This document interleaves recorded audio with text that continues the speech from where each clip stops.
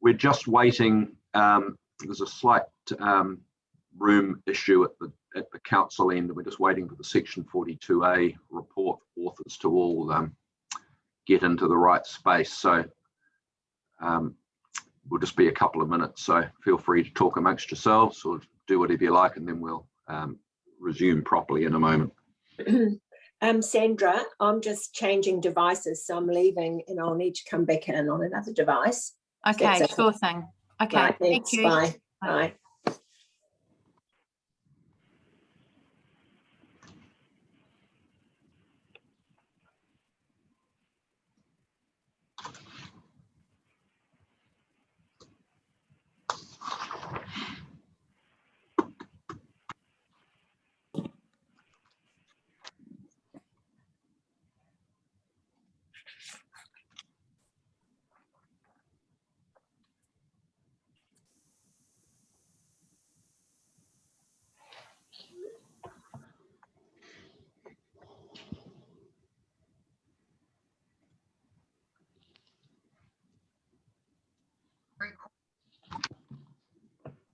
I don't want to record. I want to hear.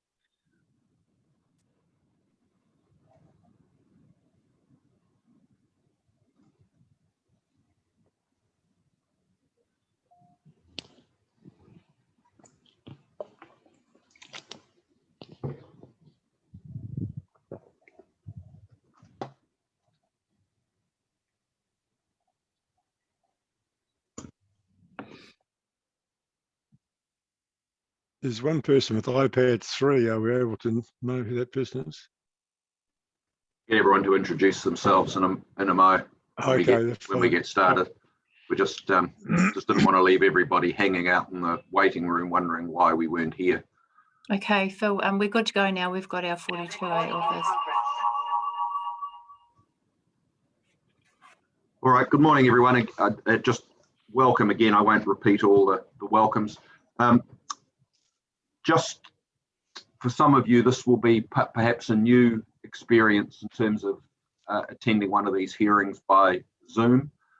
The panel itself, though, has done quite a lot of these, and in fact, virtually all of our hearings in the last 12 months have been through this method, and we found it particularly helpful and efficient and convenient. So hopefully it doesn't put anybody off their stride when they present to us.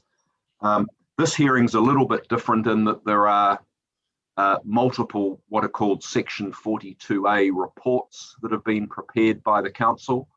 Those reports set out the council staff's evaluation of the various submissions and makes recommendations to us about what submissions should be accepted and what submissions should be rejected, etc.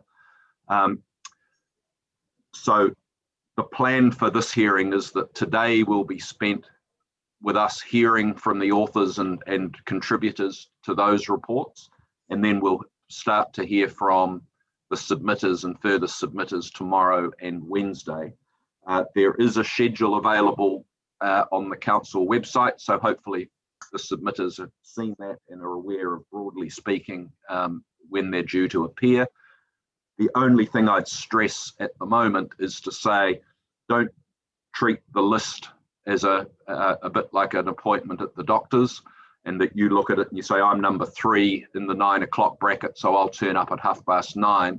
We've grouped people into those 4 slots during the day, and it's quite conceivable that we can go faster or slower than what the schedule indicates, and people need to be ready in their section, in their slot at the time that slot's due to start. So we just remind you of that, please. That just stops us all twiddling our thumbs during the course of the next little while.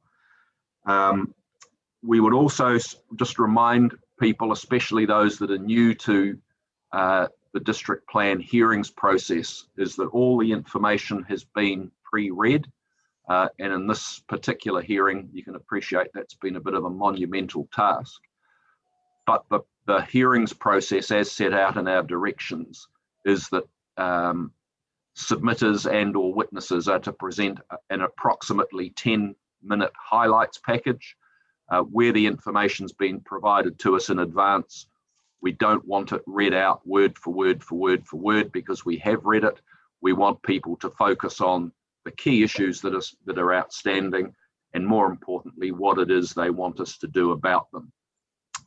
That applies for those that will just be speaking orally, that are speaking to their submission.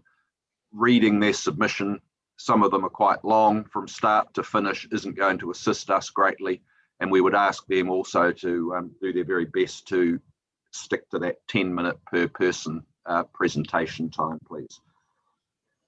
The way that the hearings run is that if there are any questions that the panel has from the various participants, we'll ask them at the end of the individual presentations.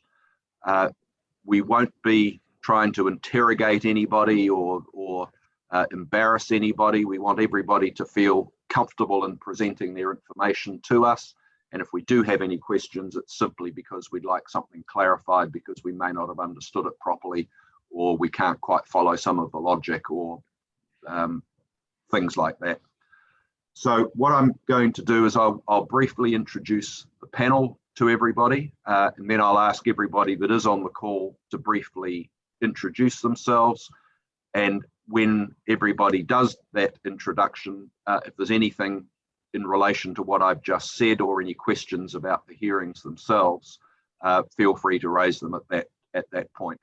So I probably should have addressed or identified myself earlier. I'm Phil Mitchell. You can probably see my name on the screen anyway. To make it easy to follow me, you'll see that I'm not actually in San Francisco. It just looks like I am. So if you look for the screen and the Golden Gate Bridge, that'll be me. I'm chairing these hearings, and I'd now ask just the balance of the panel to please introduce themselves, and then we'll just rock straight on into the others that are on the call introducing themselves, please. Morena koutou, Will Marg, Independent Commissioner. Hello, I'm Diane Fulton. I'm Independent Commissioner, former councillor. Janet Gibb, current councillor and Independent Commissioner. I'm Jan Sedgwick. I'm a councillor and appointed as Independent Commissioner. I'm Paul Cooney, Independent Commissioner, also lawyer, residing in Tauranga. That's the panel. So let's keep going around the virtual room, please. I think I'm first. I'm Yvonne Lagarth, and I'm the author of the Natural Hazards General Submission. Thanks, Ms. Lagarth. Neil Taylor. I'm the author of a couple of these submissions, these reports. Yes, so I'll be speaking later. Thanks, Mr. Taylor.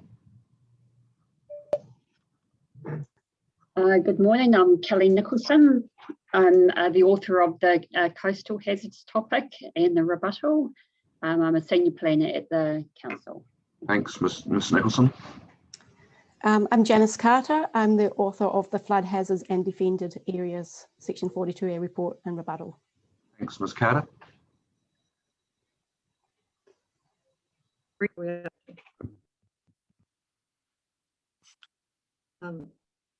Hi, I'm Bronwyn Gibbard. I don't know if you can see me. I'm not sure where we're up to. I'm the coastal scientist. So I've got my own consultancy, 4D Environmental, and I'm the author of the Coastal Hazard Assessment. Thank you. Good morning, I'm Sandra Kelly. I'm the Senior Project Administrator for the District Plan Review. Good morning, my name's Fletcher. I'm the District Plan Administrator and Hearings Coordinator for the Waikato District Council. Thanks. Morena, I'm Carolyn Ratt, assisting Waikato District Council with the District Plan Review and panel. Morning folks, my name's Will. I'm the District Plan Manager here at the Waikato District Council, supporting the team. I'll be popping in and out during the hearing, just observing. Cheers. Thanks, Mr. Gauntlet.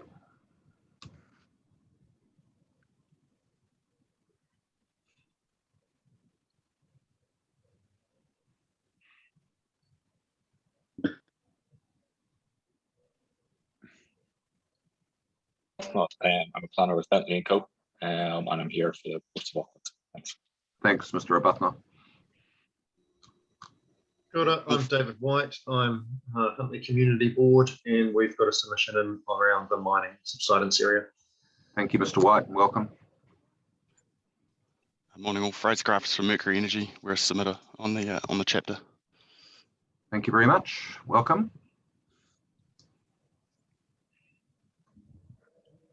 Chris Harris, Raglan Collective, interested in the coastal hazards. Thank you, Mr. Harris. Consultant planner for Mercury Energy, Angus McKenzie. Thanks, Mr. McKenzie. Thank you. Good morning, Alex Devine, Legal Counsel for Kainga Ora, who's made submissions on this topic. Thank you, Ms. Devine.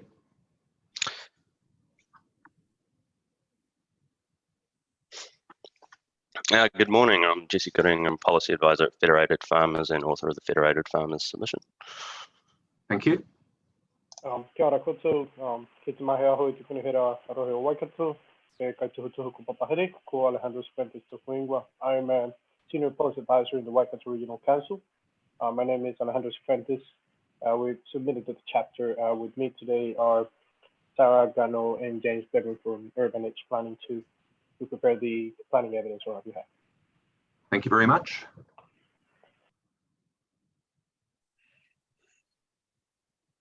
Good morning all. Stuart Penfold speaking for Ambury Properties Limited. Thanks, Mr. Penfold.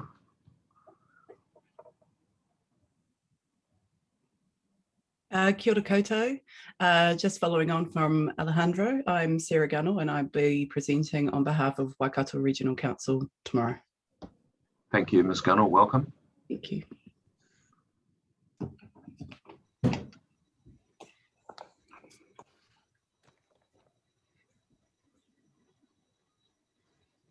Looks like we've got a couple still to go. There's Ms. Geisen, looks like she's trying to say something, but I think she's muted.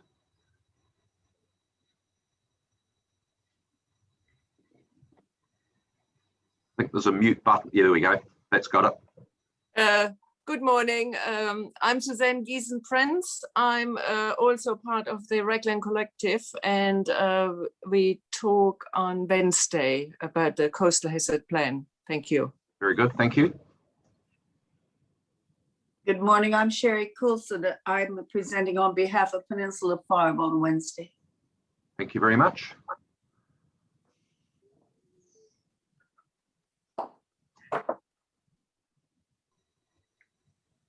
Where does that get us to? I think that may be everybody.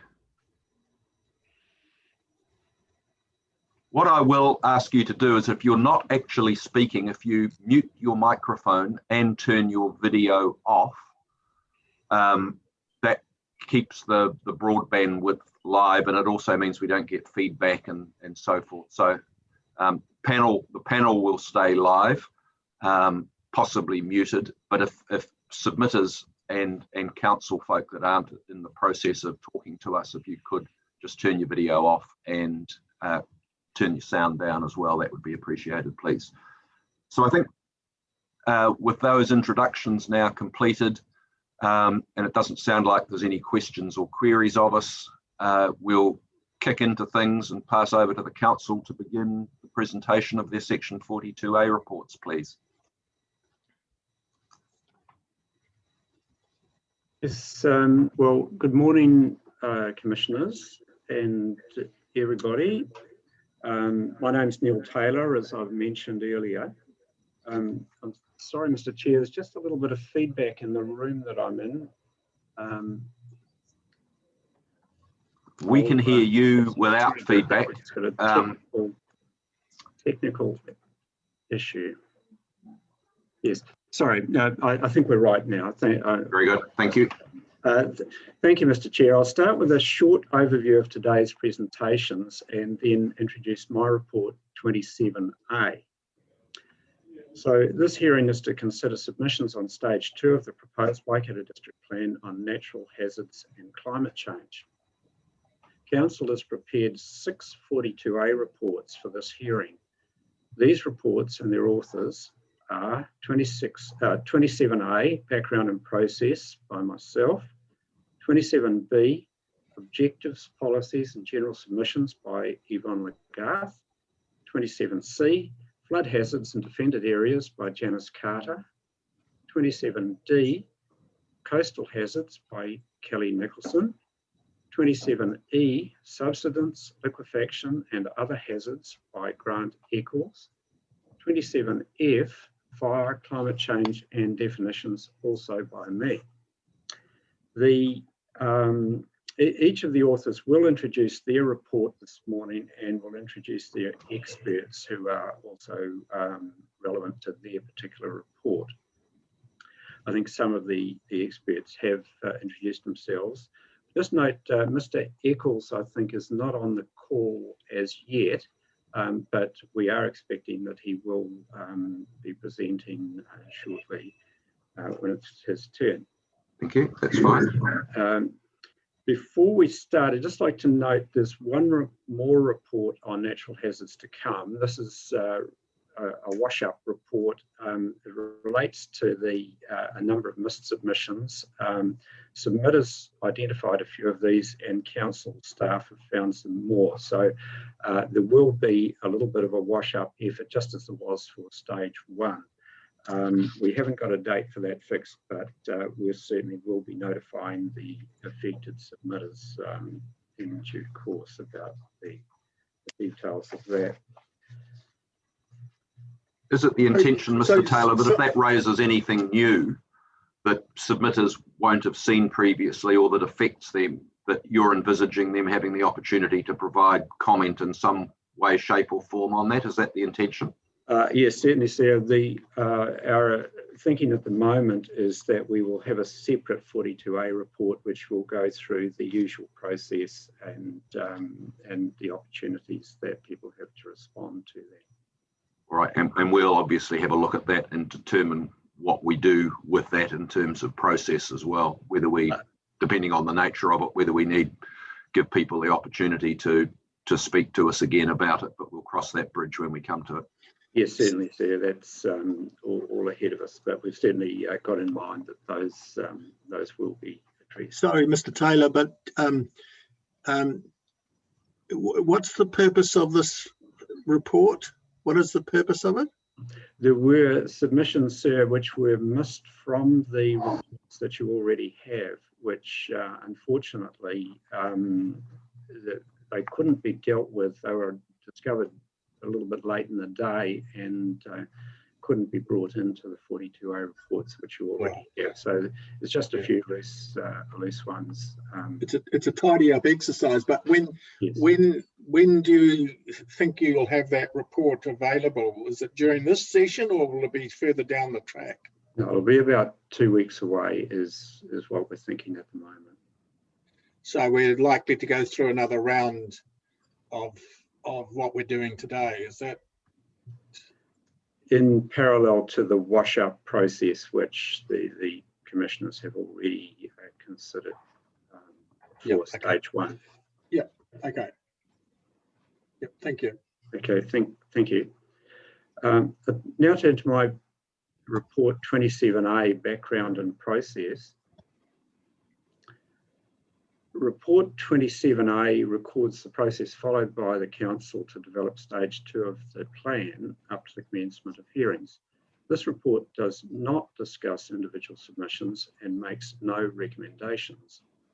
No comment has been received about report 27A, and so I'll speak to it just briefly. It records that stage 1 was notified in 2018. It was an incomplete plan that omitted natural hazards provisions. Stage 2 was notified in July 2020. It supplies the missing natural hazards provisions. Stage 2 addresses the major hazard risks in the Waikato, which are river flooding and coastal hazards, along with other risks including liquefaction, subsidence, land instability, fire, and local ponding. The effects of climate change on natural hazards are also addressed in stage 2. I would say, Sir, the major hazard risks you mentioned of river flooding and coastal hazards, those I'm sure will take up a lot of the time of this hearing, and certainly those are the matters that have taken most of the attention of submitters. All of these topics will be introduced in more detail shortly. Stage 2 has 3 components. First, Variation 2, which contains changes to Stage 1 text, adding references to natural hazards. Second, new Chapter 15, containing objectives, policies, rules, definitions, and explanatory text on natural hazards. And third, new planning maps of natural hazard overlays. Submissions were received from 189 individuals and organisations, making 953 original submission points. Further submissions were received from 34 individuals and organisations, making 746 further submission points. A relatively small number of those submitters have asked to be heard. Finally, in my general overview, I note submissions have highlighted some wording issues, particularly inconsistencies between Stage 1 and 2 documents. In resolving these, report authors have sometimes relied on a submission from Tata Valley Limited, which asks for unnecessary complication to be removed from Stage 2 provisions. The panel might derive further assistance from that submission as the hearing unfolds. And an example of that, Mr. Chair, is that there was actually a duplicated definition. A different definition was identical in both the Stage 1 definition section and in Chapter 15. So there's that's the sort of tidy up that I've got in mind there. So Mr. Chair, I'm happy to answer any questions about Report 27A. Thank you, Mr. Taylor. I suspect we don't, because it's very clear and quite sort of procedural in nature, but let's just see. Mr. Marg, do you have any questions? No real. Yeah, one question, Mr. Taylor, just going back to point 67 around public notification, where letters were sent to owners, and I'm just wanting to clarify if any letters were returned, and going back to your wash-up report, would that include where property owners have now since got back to council? Look, I'm sorry, sir, I don't know the precise number. Certainly there were letters returned, and yeah, I don't know the numbers of them. That occurs every time the council makes a mail out on almost any topic, that there are people whose addresses have changed. Out of some 10,000 odd letters, there's always some return. I'm not sure whether people have come back with submissions or not on those, but we'd be happy to look into any individual case which may come to light. Thank you.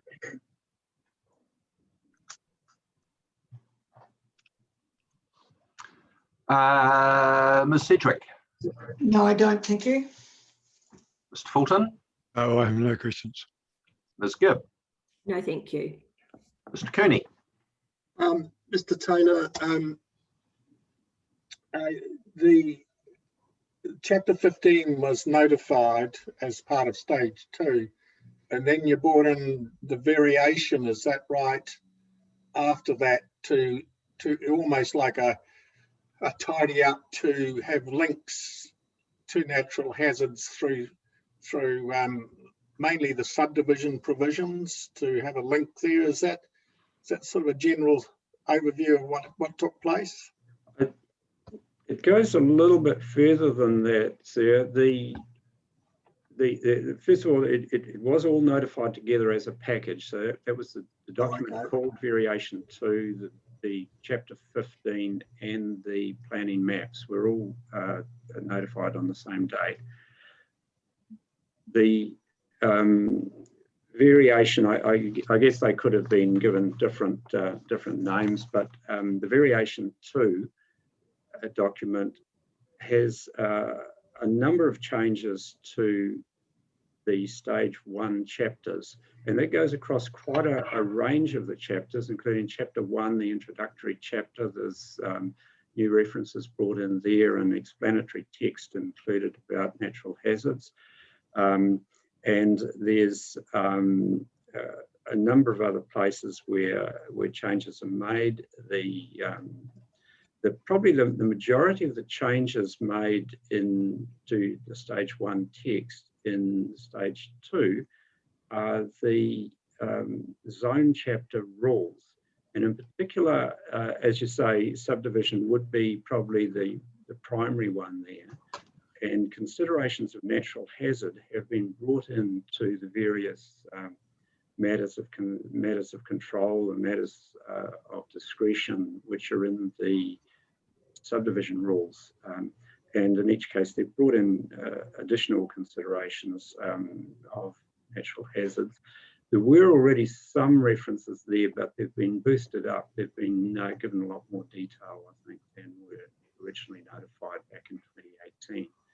So it's a little bit more comprehensive, possibly, than first appears. So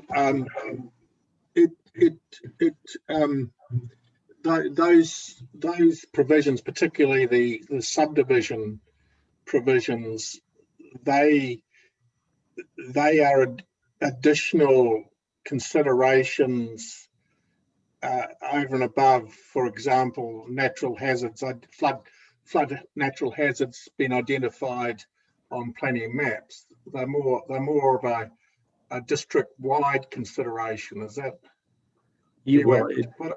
Yes, that's correct. They are zone by zone. The changes have been made to individual zone chapters in terms of subdivision rules. So there may be some variation between the different zones.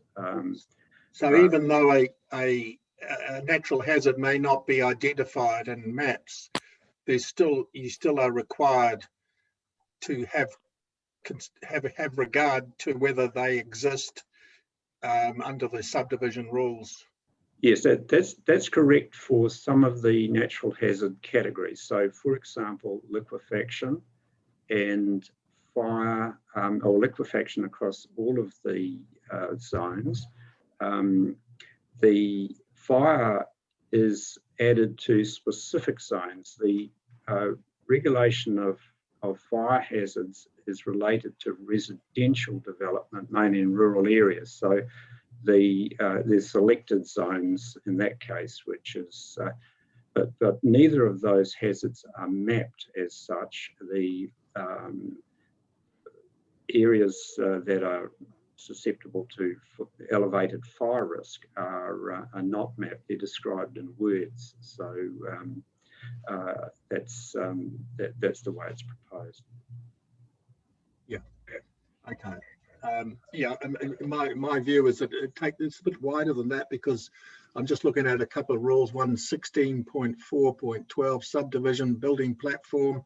It says one of the council's discretion is reserved to avoidance or mitigation of natural hazards, and then under that, geotechnical suitability for buildings, including liquefaction risk. So it's pretty wide, isn't it? Yes, that's correct. And there were submissions around that. So that'll be something that the commissioners will need to, we'll certainly hear more on. Good. Thank you. Okay, thank you. Thanks, Mr. Cooney. And I have no questions. Thank you, Mr. Taylor. Which I think brings us to you, Ms. Lagarth, and your report on objectives, policies, and general matters. Just when you're ready, thanks. Good morning. I'll just start by giving a quick overview of where this sits. So the issue was identified by the council, a need to manage natural hazards and climate change, and that sits under the council's functions. The intent of my report is to provide advice on the submissions that were received on the more general provisions. So some submissions applied broadly on a district-wide basis, and some were specific to objectives but didn't delve into actual natural hazards. So other reports deal with specific natural hazards such as coastal hazards or flood hazards. These are the more generic provisions and provides advice on the submissions that were more general in nature. So my name is Yvonne Lagarth. I'm the writer of the original Section 42 report and rebuttal for hearing 27B, natural hazards general submissions. I don't deal with all of the objectives, just those that were more general in nature. My report and rebuttal discusses the introduction sections in Chapter 1, 12 and 15, and these were variation 2 that was discussed earlier. The sections on how to use the plan, how to interpret the rules, the information requirements for resource consents, the strategic objective for natural hazards, which was also inserted in Chapter 1, the 2 objectives that deal with natural hazard resilience and community awareness of hazard risk, which is in Chapter 15, and the policies that implement them. Other authors deal with the rules. I've made some corrections in my Section 42A report to include submissions and further submissions where the issues covered in my original report, but the references were omitted in error. And you've heard there's another report dealing with those that weren't covered in reports to date. So the provisions discussed in my Section 42A and rebuttal reports, to begin with the strategic objectives. Chapter 1 of the proposed plan contains a summary of the overarching strategic objectives. The strategic objectives themselves are located in the beginning of each relevant chapter. So you would find one on a strategic objective on rural in the rural chapter and a summary in Chapter 1.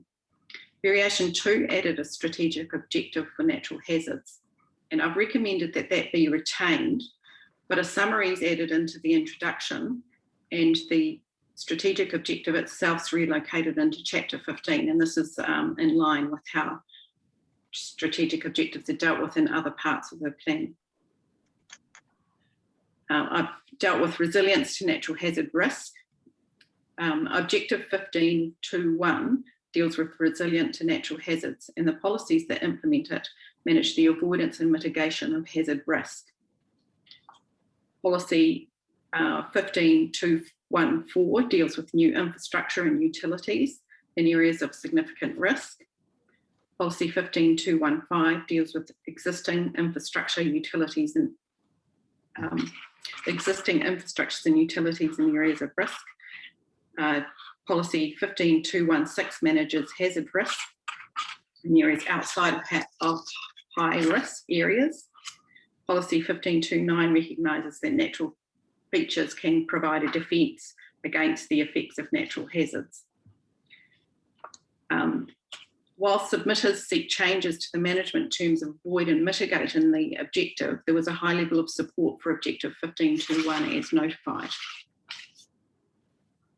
Then second objective that I deal with deals with awareness of hazard risks. It's Objective 15.2.2, which deals with community awareness and the ability to respond and recover from hazard events.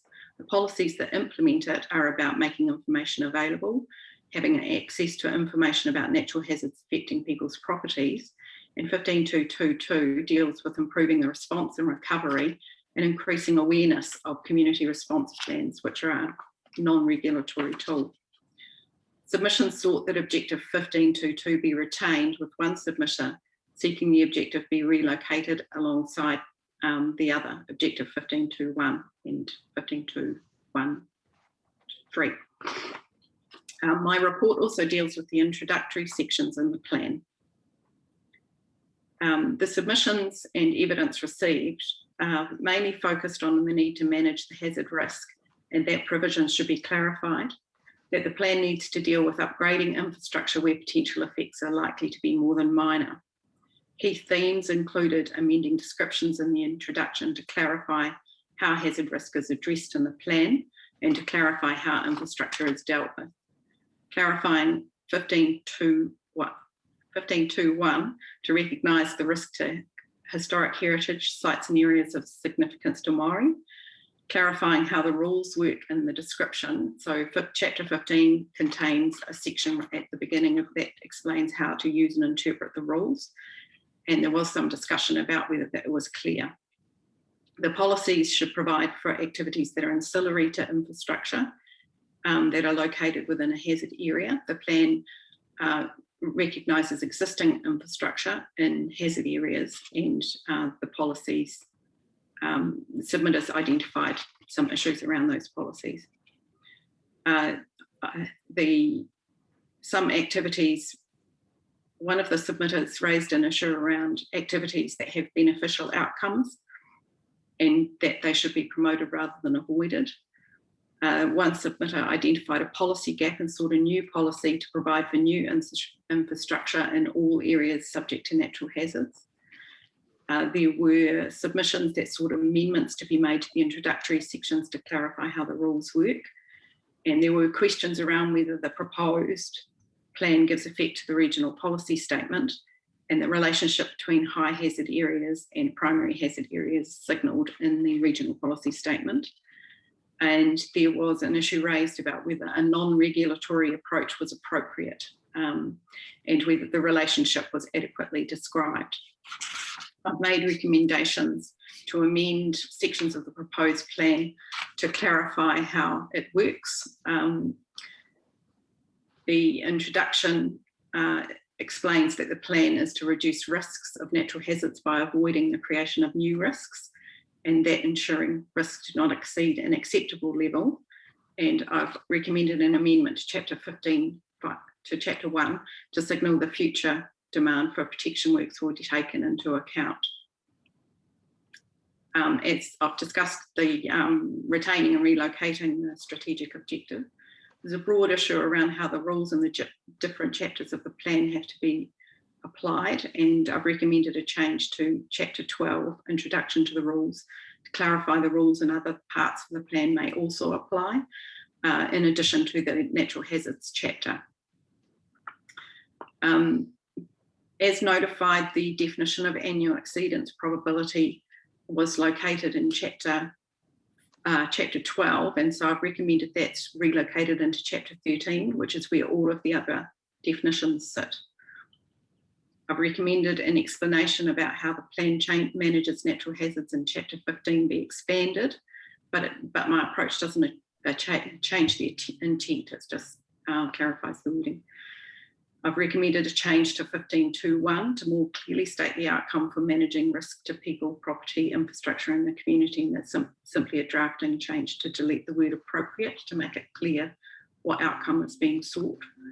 I recommended a change to policy 15.2.1.4 to deal with the policy gap and to include infrastructure being upgraded and where the effects may be more than minor. There's already a policy that deals with minor effects, but there was a policy gap and the need for additions to 15.2.1.4 to deal with existing infrastructure and work there.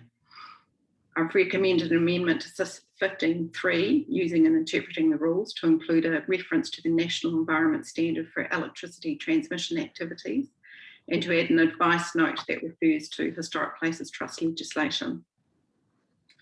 Following a discussion with Ms. Nicholson, I've recommended that the coastal hazard overlays be simplified, and that's simply a renaming, and that rules 15.7 and 15.8 that deal with hazard overlays be amalgamated. This removes duplication. The rules were very similar to each other. Ms. Nicholson's recommended additional changes in her section 48.2a report that deals with natural hazards.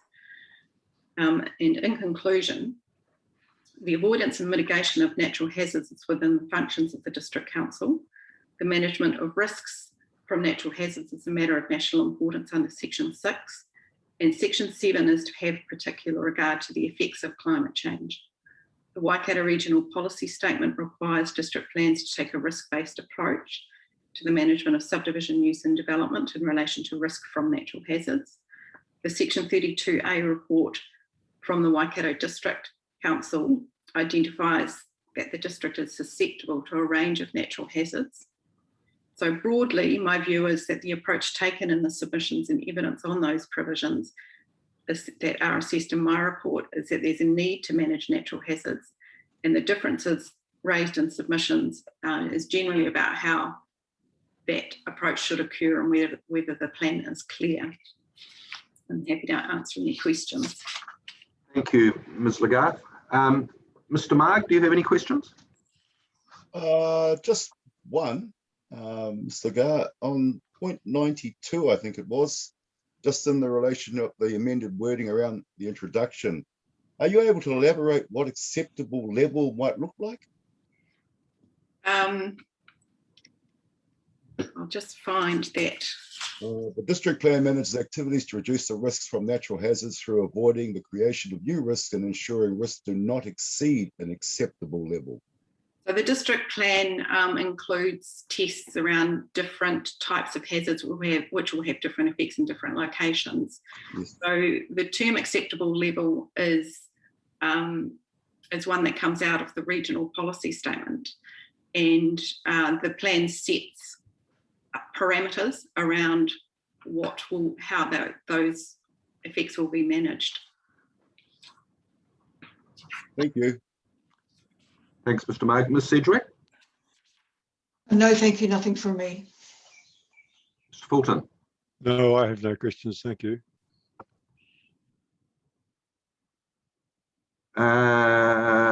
Ms. Gibb? No, thank you, Ms. Lagarde. Nothing from me. Mr. Cooney? Yeah, just a matter of drafting. You have a reference in your policies in the heading.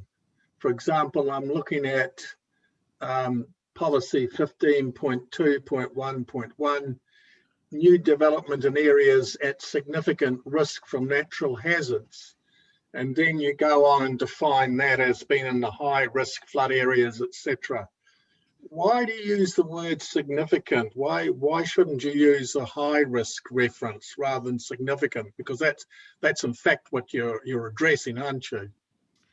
So my section 42 report hasn't dealt with submissions on policy 15.2.1.1, and the high risk flood areas dealt with by Ms. Carter, coastal hazards with Ms. Nicholson. So in terms of the phrase significant risk, I think that's an evaluation of whether the risk is a concern, and those hazard areas are defined in the plan. I suppose, I'm not too worried about whether I'll raise it as a drafting matter and you're dealing with policies and objectives and policies. And I just query, that's all. What is significant risk when you're referring to the high risk natural hazards, whether you should be referring, the heading should be referring to high risk. That's what I raise. Yes, I think that's where the term high risk is. For example, high risk flood areas has a definition in the plan that explains what that is considered to be, and that relies on technical reports, and probably the detail of that's better addressed by other authors. Okay, thank you. Thanks, Ms. Lagarde.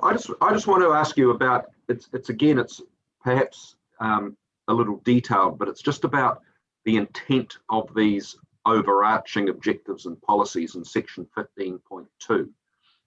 And if I can start with the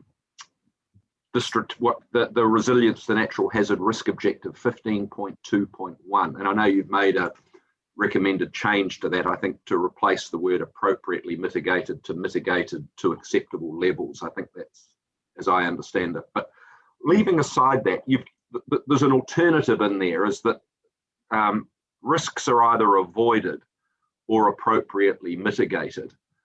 And is there intended to be a hierarchy within that objective, or is it open to interpretation as to which of those two is to be preferred? It's open to interpretation. Avoidance or mitigation. It's open to interpretation using the policies. So there's more colour, if you like, in the policies about when a hazard risk would be avoided and when mitigation might be appropriate in specific circumstances.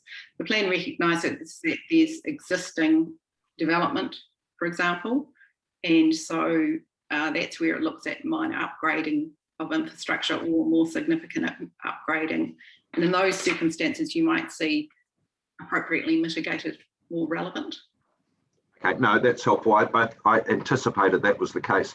If we then follow on to the first policy that flows from that, 15.2.1.1. And that says avoid new subdivision, use and development, where they will increase the risk, in the following areas identified as being at significant risk. Is the intent of that policy only to relate to the 3 categories listed in 1, 2, and 3? Yes. So it could just say avoid new subdivision. Is it to avoid new subdivision use and development in those areas full stop, or only where they increase the risk to people's safety, well-being and property? And how would that be assessed? Where they will increase the risk to people's safety and property, and that would be assessed in terms of the where a consent's required. So that leads on to rules that where the council has the ability to assess the degree of risk, and the policies would give guidance on. All right, no, that's helpful. Do the words at the end of the policy before the 1, 2, 3, which says identified as being at significant risk from natural hazards, what does that add? I think the technical reports focus on areas where risk itself, the effects might be significant, as opposed to where there might be some risk but no risk to property. So you will get natural hazards events that are not a risk to people or property. So there's no significant risk. All right, okay, thank you.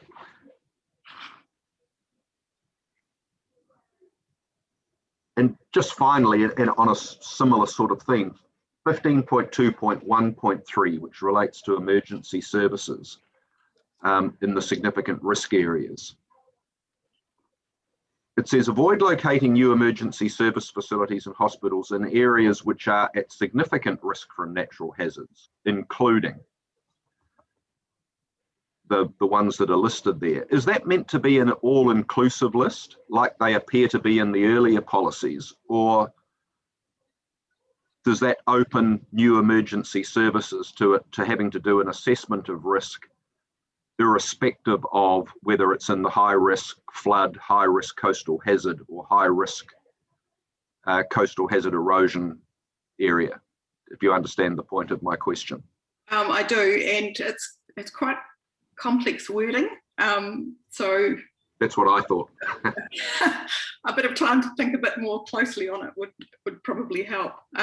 This is one of the policies that will be the subject of the report and submissions in future. So what do you see the purpose of that policy is, though? Is it to say don't locate emergency services in those high risk in inverted commas area unless there's a functional need to be there? Or is it meant to apply more generally to every area, including those ones? Well, my understanding is it's about avoiding locating new and very sensitive facilities in those areas that are listed, but I'd need to do some more work. No, that's okay. So the word including in there may unintentionally be opening that up to potentially, at least, to a wider sweep than what is intended. Is that correct? And unless also. Yes, indeed. Okay, no, that's helpful. Thank you very much. Your presentation's been clear and helpful, so thank you very much. And we appear to be well ahead of ourselves in terms of timing. I think we'll just carry on, and I think we're due to hear now from you again. Is it Mr. Taylor in relation to topic F? Yes, sir. Are you ready to proceed, or would you like us to take a morning break? To speak to report 27F, which is out of alphabetical order, but is related to the sorry, sir, I'm just having a technical issue again, which is related to fire, climate change, and definitions. This was originally part of Ms. Lagarth's report, and which had turned out to be too big. So it is very much related to that general overview set of issues. So the first topic is fire. In Waikato District, fire risk is of local scale and lower significance at present. This is made clear in the Section 32 report.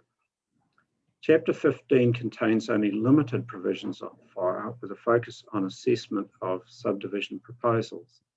15.1 notes that fire hazards are controlled by government agencies and legislation other than the Council and the RMA.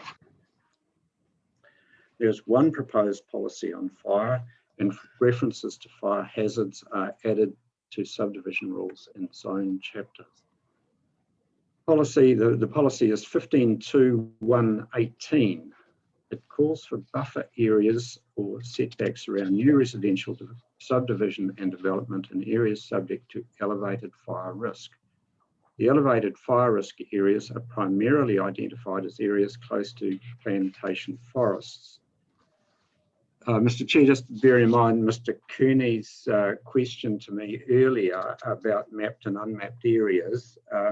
Probably just worth noting that the fire risk areas, that's the elevated fire risk areas, are not mapped. They're spoken of in the report just in words, and the primary focus of them is areas close to plantation forestry. Perhaps I can just go say a little bit more about mapped and unmapped areas while I'm on that, just perhaps as a supplementary to Mr. Kearney's question earlier. There are a number of mapped areas which have been added to the planning maps, and these are, and primarily the majority of them are flood risk areas, and there's high risk and other risk areas related to flooding. These will come up later. In coastal areas, there's high risk and what are called sensitivity areas mapped separately. Now, both of those relate to either inundation or erosion risks. And there's also some mapped areas for subsidence. That's one specific area at Huntly, and some ponding areas also at Huntly, which are specifically mapped. Now that leaves a number of the submission of the hazards which are not mapped. So fire, as I've mentioned, land instability areas and liquefaction would be the main ones that are not mapped. So now there's been submissions around all of those. There are submitters saying that rules relating to mapped areas should be extended to unmapped areas. There are, across the whole district, there are submissions which say that the unmapped areas ought to be mapped. So commissioners will hear about those as the hearing unfolds. So I'm sorry for that digression, Mr. Chair, but I just thought I'd mention those things. No, that's helpful, thank you.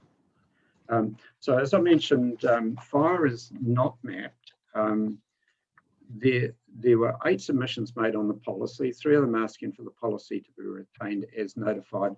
I should note that none of the, in this case, in the case of fire, there were no submissions in relation to the rules which have been added. One submission calls for the policy to extend beyond residential development to cover all development. This was not supported by evidence of wider risks requiring district plan intervention. I see no justification to widen the scope beyond residential subdivision and development, bearing in mind the lower scale and significance of the issue being addressed. I've recommended amending the wording of the policy to include more detailed considerations suggested in submissions. I consider these details will assist the assessment of resource consents in future. I did not support a submission asking for forests to be set back from power lines. I was unsure what this proposal was aiming to achieve, whether to protect the power lines from the trees or the trees from the power lines. In either case, I considered this district plan control on forestry would be contrary to the National Environmental Standard on Plantation Forestry. That National Environmental Standard, Mr. Chair, provides a number of situations where a council can be more stringent around forestry. Forestry is generally given a permitted activity status around New Zealand, but protection of power lines is not one of the exceptions that's been given in the National Environmental Standard. Variation 2 amends restricted discretionary activity subdivision rules in the zone chapters. Amendments are proposed to residential, rural, country living and village zones subdivision rules. In some of these zones, Variation 2 adds new matters of discretion to consider natural hazards, including fire risk, and in other zones it amends existing references to natural hazards to include fire. No submissions were received on the Variation 2 matters. The submitter's written evidence does not take issue with my recommendations in relation to the fire provisions, so I won't say any more about that for now. My second topic is climate change. Chapter 15 is called Natural Hazards and Climate Change, possibly giving the impression that it contains a comprehensive response to the effects of climate change. This is not the case. The proposed provisions on climate change relate only to the effects of climate change on natural hazards, such as increased flooding and sea level rise. One submission sought to expand the provisions beyond natural hazards to encompass issues referenced in the Council's climate change and resilience policy. Much of that policy is internally directed at the Council's own activities and investment decisions. However, the general point raised in the submission is that the district plan should take a wider approach to climate change, and I do see some merit in that. A wider aspect that the submitter suggests is that the district plan should include conservation and enhancement of natural environments to aid in emissions reduction and mitigation of climate change. While I see merit in this, wider practical measures were not detailed by the submitter and can only be developed by research and policy development over time, leading to a plan change or notified variation. Accordingly, I recommend rejecting this submission for now.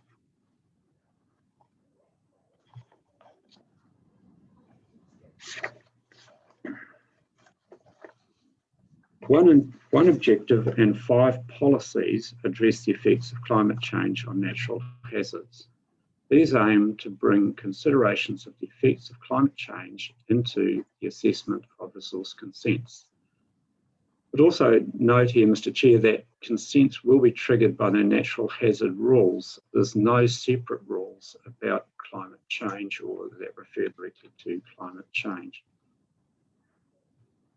The way it would work is that additional considerations around the effects of climate change would be added in to the provisions, would be added into the assessment of resource consents as needed. The objective as notified includes transitioning to development that prioritises lower greenhouse gas emissions. This was challenged in submissions. I consider that under legislation currently in force, district plans can only address the effects of climate change as opposed to the causes. RMA Section 7 references the effects of climate change, and territorial authorities are given no wider function. This influenced my response to 2 submissions, and I recommended that part of the objective about lowering greenhouse gas emissions should be removed. As notified, the climate change objective and policies were grouped together, implying that those policies respond only to that objective. I think this is slightly misleading, as in fact the climate change policies respond to the climate change objective as well as the other two objectives in chapter 15. I recommended rearranging the chapter to bring all three objectives together. This approach is consistent with the national planning standards. Submissions were made on all 5 climate change policies. Most of the submissions seek small wording changes to the provisions, some of which I supported. I feel it's unnecessary to detail these small adjustments in this introduction. My third topic is definitions. Chapter 15.14 includes definitions of terms used in Chapter 15. Submissions on definitions are addressed in the 42A reports that deal with the relevant substantive provisions. My report, 27F, deals with submissions on 7 definitions that did not fit under the report.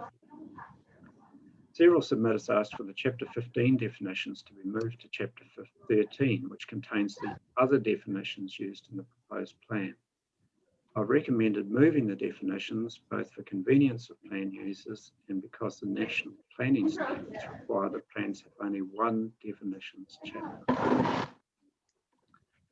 The theme in the submissions is to request changes to definition wording to change the consent status of activities.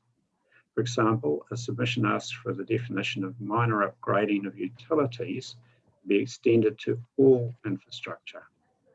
I've generally taken the view that if a change to consent status is found to be desirable, it would be better implemented by amending rules to give appropriate activity status to named activities, instead of by amending a definition.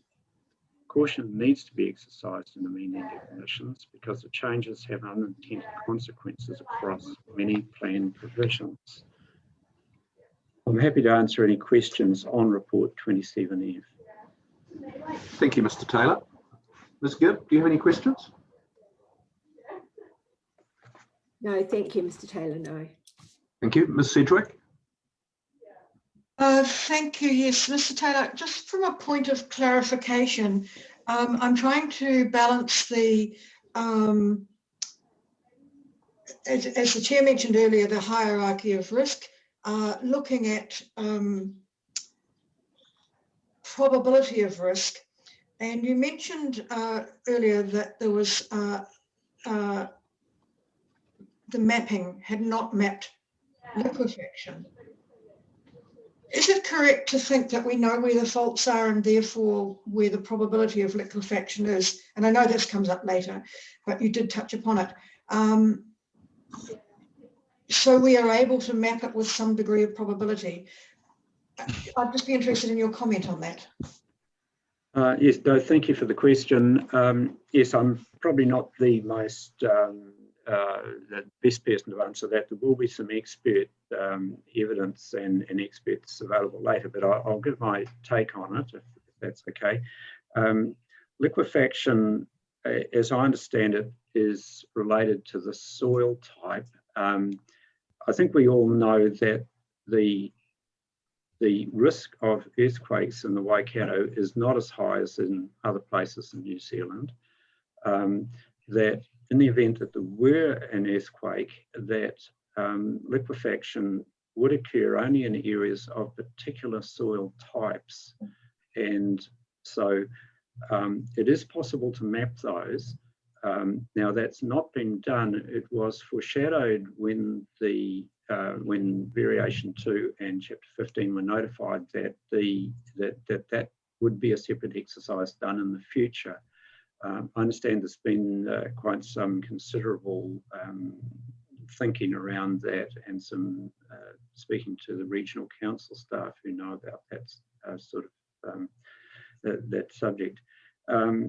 So certainly that is on the agenda to do, and now that would occur by way of a notified plan change or variation sometime in the future. It'd be certainly after this current process is finished.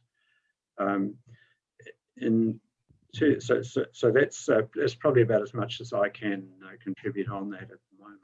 Thank you, that's helpful. And my other point, the comment that should the district plan take a wider approach to just the community's own activities and, the council's own activities and investment. So you see some merit in that. Can you tell me what impact will the proposed Climate Change Adaptation Act have on that? And will that mean more work in the future to include that in a variation, perhaps? I think that the government has made some sort of generalised announcements so far about the content of that future legislation. My understanding, I don't think the details been worked out, so it's probably a little bit early to sort of say too much about it. My understanding is that it would certainly help with the idea of managed retreat from areas that so, for example, threatened by sea level rise. And the idea of managed retreat would be that possibly houses could be moved away from the danger areas. One of the difficulties for that is well, there's a whole range of difficulties around arranging that, but one of them is simply the financial cost of doing that. And as I understand it, the government's proposal is to find a funding mechanism, but I don't know much more about it than that, I'm afraid. Thank you. That's very helpful. Thank you. I have no more questions, Mr. Chair. Thank you, Ms. Sedgwick. Mr. Marg? Yes, Mr. Taylor, just going back to policy 15.2.118 and the setback required around pine afforestation. Can you remind me what the number was, if indeed there was? The meter. Oh, okay. I think that's to be found in the rules, which yes. I don't have in front of me. Possibly I can get back to you shortly. Oh, that's okay. But I was also wondering, does that include indigenous forests as well? I think the reference is to plantation forestry, which would be, I think, regarded as more flammable than the indigenous. But when I read policy Roman letters 3, I think it states around, no, take that back. I read somewhere where we weren't actually signaling a forest of the type, we're just talking about vegetation. Separation and management of vegetation. So I guess that could include more than just pine forests. Yes, I guess that would be an interpretation that would be considered, yes. Okay, that's all. Thank you. Thank you. Thanks, Mr. Mark. Mr. Fulton? Thank you, Mr. Taylor. Just interesting comment. I don't think many of us knew what the word liquefaction was until the Christchurch earthquakes, and it was a new word on most of our horizons. So interesting to see how well that's been picked up. And this is just another general question. You know, we're always referred to as climate change. Now, is there any defining factor how far that goes back? Because, I mean, climate's continued to be changed, but it got picked up politically when it accelerated. Is there any time that was ever introduced that climate change changed since 1952 or 48 or 73? Probably this is a little bit more complicated than I sort of can really comment on, but as I understand it, the thinking is that the increase in CO2 in the atmosphere, which started from about the 18th century onwards, has just gradually increased, and in the 20th century increased hugely, and that is the cause of global warming and therefore climate change. So that's the rough. Now the projections, the difficult bit, I think there's general consensus that there is in fact climate change happening, but the rate of it is a matter of course of debate, and there are a number of different scenarios that have been developed by experts. The one that's probably for our purposes to notice is that this has taken a conservative view. So the numbers, for example, for sea level rise in the next 100 years have been based on a conservative measure, which is a scenario of the, if you like, the most extreme current projection. So that's just a conservative view. It sounds extreme, but it may well be that this is, it doesn't make a lot of difference in practice in the next few years. It could well be that that change, you know, the science is developing all the time on this, and it may well be that the council in a few years' time comes back and has to revisit those assumptions. Okay, thank you. Thanks, Mr. Fulton. Mr. Cooney? Yes, Mr. Taylor, the climate change is, it's the planning horizon is 100 years, is that right? That's correct, and the New Zealand Coastal Policy Statement in particular mentions that time horizon. Okay, yeah, okay. Just looking at your climate change provisions there, I think what you're trying to do seems to me to try and bring it down into a workable level. In other words, it's not hanging out there as a general issue. You've got, for example, policy 15.2.3.1, which sets out the different levels that should be achieved over the next 100 years, or the projected impact of climate change. Yes, that's correct. So what I'm probably getting at is, you've got your policies there. For example, the following policy 15.2.3.2, future land use planning and climate change. But if I was an applicant for a consent or subdivision consent, I'm not left trying to figure out, well, what is the level of climate change that I've got to consider, or how do I go about assessing that? It's brought into the rules, and it's defined in policy 15.2.3.1. Is that generally what you're trying to do? Yes, that would be the general case. Yes. Yeah. You haven't got any sort of broad considerations in any of the subdivision requirements rules to say to take into account climate change. There's nothing sitting there as broad as that, is there? There is some reference to that, and there will be some site-specific sort of assessments that are needed, and it'll be particularly, I think, in the coastal areas where the projected sea level rise is a sort of an average across a whole area, and it may well be that a particular site is not affected the same as the average, and there will be some site-specific assessment required there. That might be something that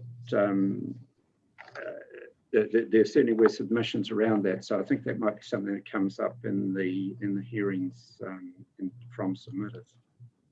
Yeah, but generally the chapter on natural hazards is trying to quantify the extent or scope of the effects of climate change. Yes, certainly. The policy 15.2.3.1 adopts a particular that states the assumptions that have been that underlie the plan provisions, and that's taking, as I mentioned to Mr. Fulton, a conservative view. So it's picking up a particular scenario which has been developed by the experts in this field. sorry, where did that information come from? That's in policy 15.2.3.1. There's a guideline from, I must say, I wasn't involved in the development of these provisions, but I understand it's related to guidelines produced by the Ministry for the Environment. In the original version, as notified, there was a footnote which actually references that guideline.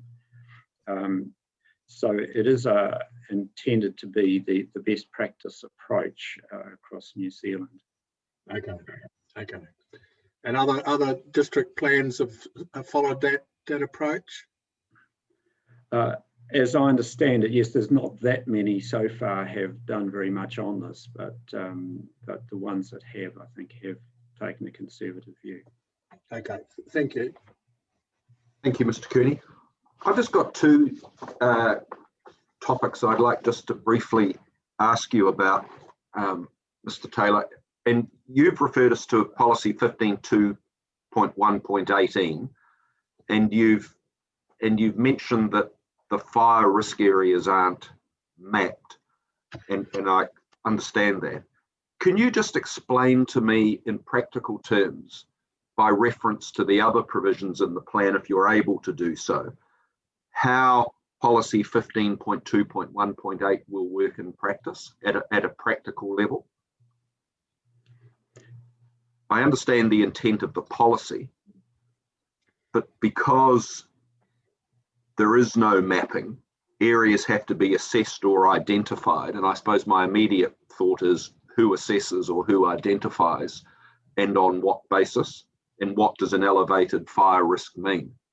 You know, because you could be 100 meters from 3 pine trees and someone says, well, if there was 100-mile-an-hour wind and a spark happened to land, you know, right smack bang on your, I don't know, stack of waste newspapers, it could, you know, your house might burn down. So there's an elevated risk, but it's very low. So how do you give effect in practical terms through the plan to policy 15.2.1.18? Well, it is relatively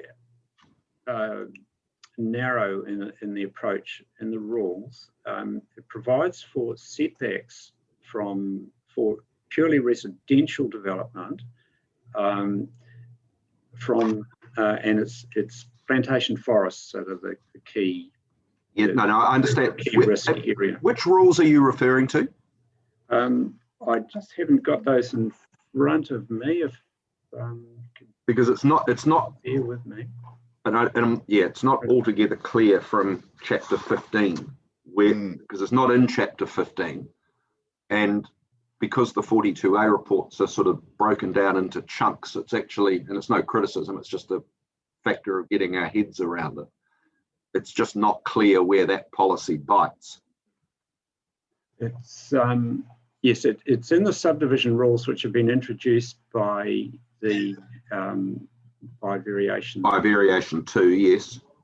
And sorry, I'm just didn't have those in front of me, Sarah. I'm just bringing them up now. Thank you. The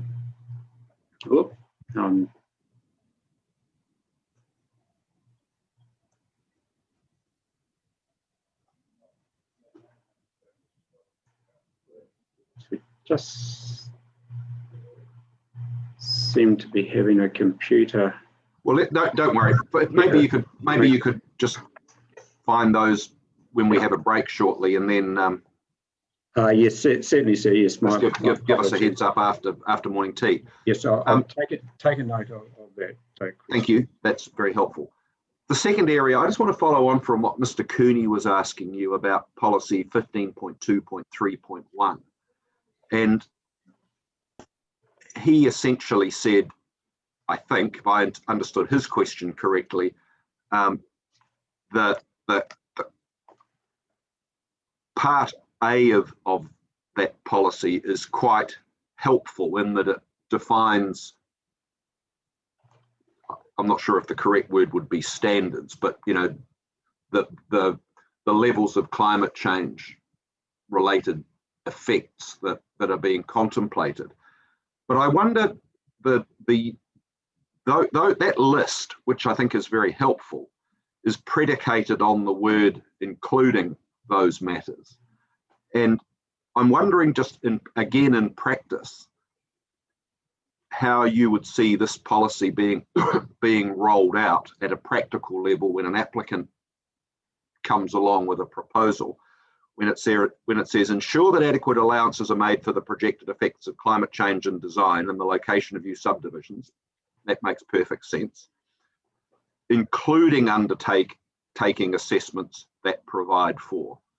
So that would seem to me that it's still quite possible that a reporting planner may say, well, that list is not inclusive.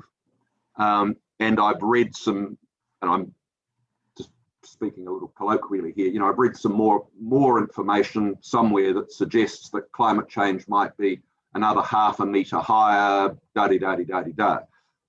How do you see that rolling out in practice? Yes, there weren't submissions, so far as I recall, about those words, including undertaking assessments that you're mentioning. Yes. But yeah, just how I would see that, yes, I would feel that that's going a little bit wider than possibly necessary. I think that it could have been, in my opinion, confined to the numbered subparagraphs there.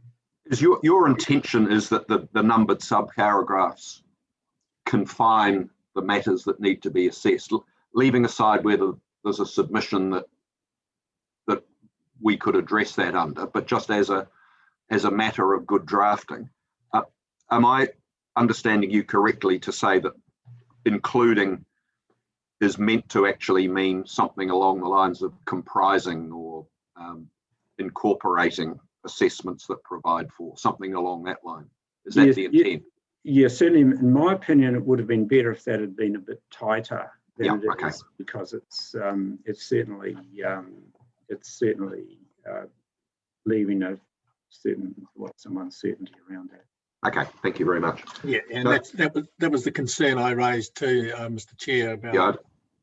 Yeah, so yeah, indeed. I just wanted to tease it out a little bit more, and that's been helpfully done. Thank you.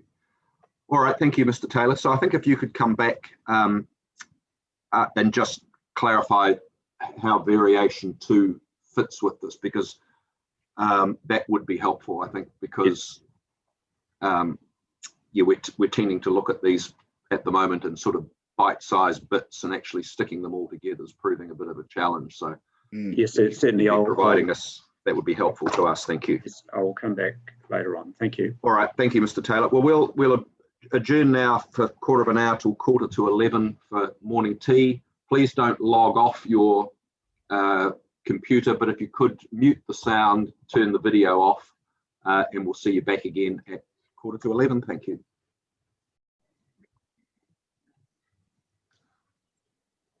Welcome back, everybody. We'll resume again now. Thank you. Where's Mr. Taylor? There he is. Yes, thank you, Mr. Chair. Just in the break, I have dug out the missing piece of paper, which I... Thank you. I've got my copy in front of me as well, so let's see how we go. Referenced in Rule 22.412, which is that's the rural zone subdivision rule, the general subdivision rule in the rural zone. So this is the general case. So the amendment that's been made there is to add to the council's matters of discretion. These are the matters that the council can, just for the panel's interest, the matters that the council can either refuse discretion, refuse consent, or introduce submission conditions in relation to these matters. So there's a list of them there, which the layout and design, various things which were in the stage 1 rule as it was notified, and added onto the end of that is an additional matter of discretion, which reads, natural hazards risk, including liquefaction risk and fire risks, refer to Chapter 15.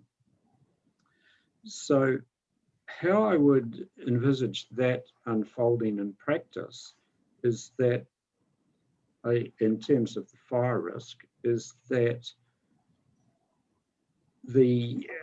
a subdivision which was very close to plantation forestry would be assessed for possible fire risk.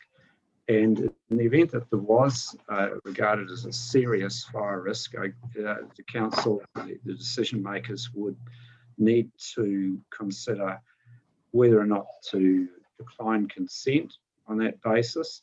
But that seems very unlikely to me. I think much more likely that the decision makers in the consent would approve the subdivision, but they would impose some conditions in relation to where the building platform might be within the subdivision, so that to provide a sufficient setback. So there is no specific setback, although the policy mentioned, and this is in reply to Mr. Marg's question, there is no specific setback in relation to fire. The standard setback from the boundaries in the rural zone in any case is 25 metres, and in some circumstances 12 metres, but 25 metres would be the usual, and that would be the minimum in most cases. What the subdivision consent could produce is a larger setback from that, but it would be decided case by case.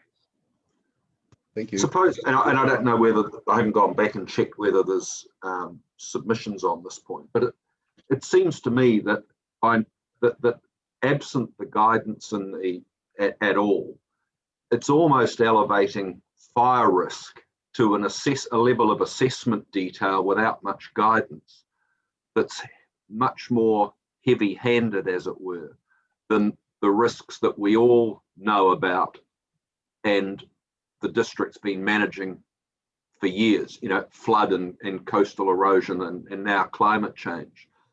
And it just seems to me, at least on its face, that it's a very uncertain bar in respect of a hazard that, at least as I read the provisions, is sort of, it's not an add-on, but it's certainly not top of the list in terms of risk. And I think you're right. You'd like to think that a sensible person would say, what's an appropriate setback, but not necessarily all people are as reasonable as that. And I guess my question for you is, do you think, subject to scope, that there could be a default setback or further guidance given rather than just saying assess the risk? Because, as we all know, risk is sort of subjective. And what's acceptable to me might not be acceptable to you, etc., etc., etc. Any comment on that? Yes, well, in terms of a setback, I think that would be difficult in relation to fire because there are quite a number of variables. One of them, and just a simple one, is whether you're uphill or downhill from the plantation forest makes a big difference to the fire risk. And there's a number of other, obviously the flammability of whatever the plantation forest is, and what's in between, whether it's, I suppose, water in some cases or what it might be. So there's going to have to be some degree of assessment, I think, in relation to this. But I certainly take the point, and this is acknowledged in the Section 32 report, that fire is a lower risk hazard than the other ones which are mentioned in Chapter 15. So there's a certain amount of, and certainly to me, there is room possibly in the wording for some greater specificity.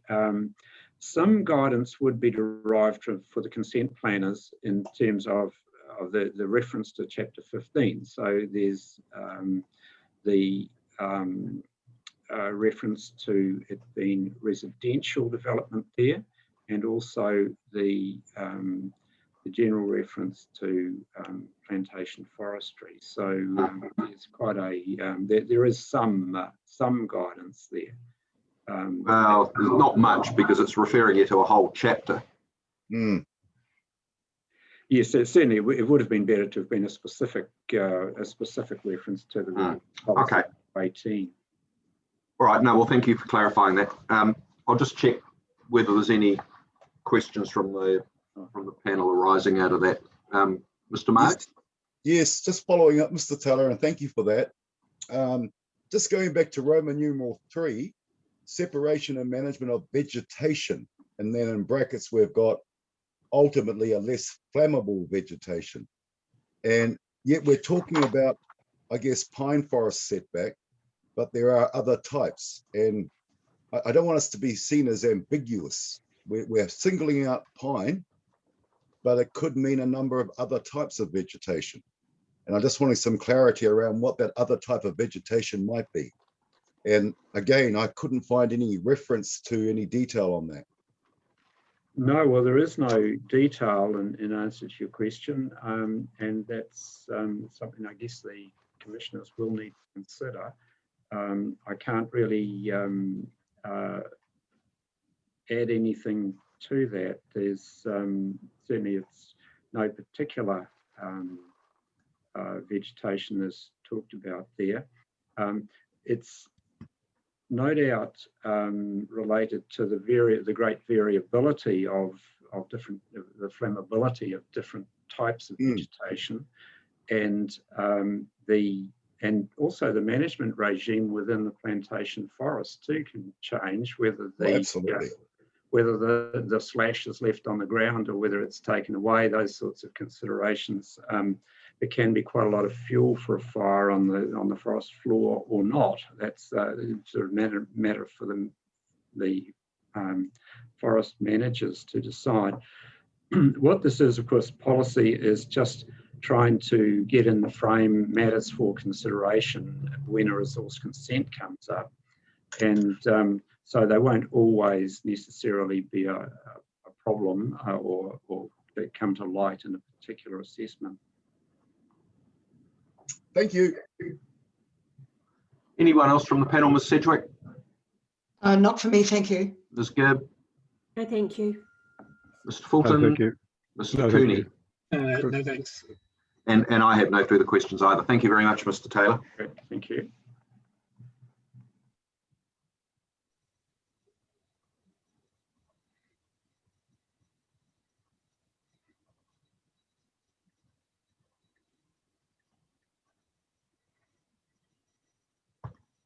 Which I think brings us to the general topic of flooding.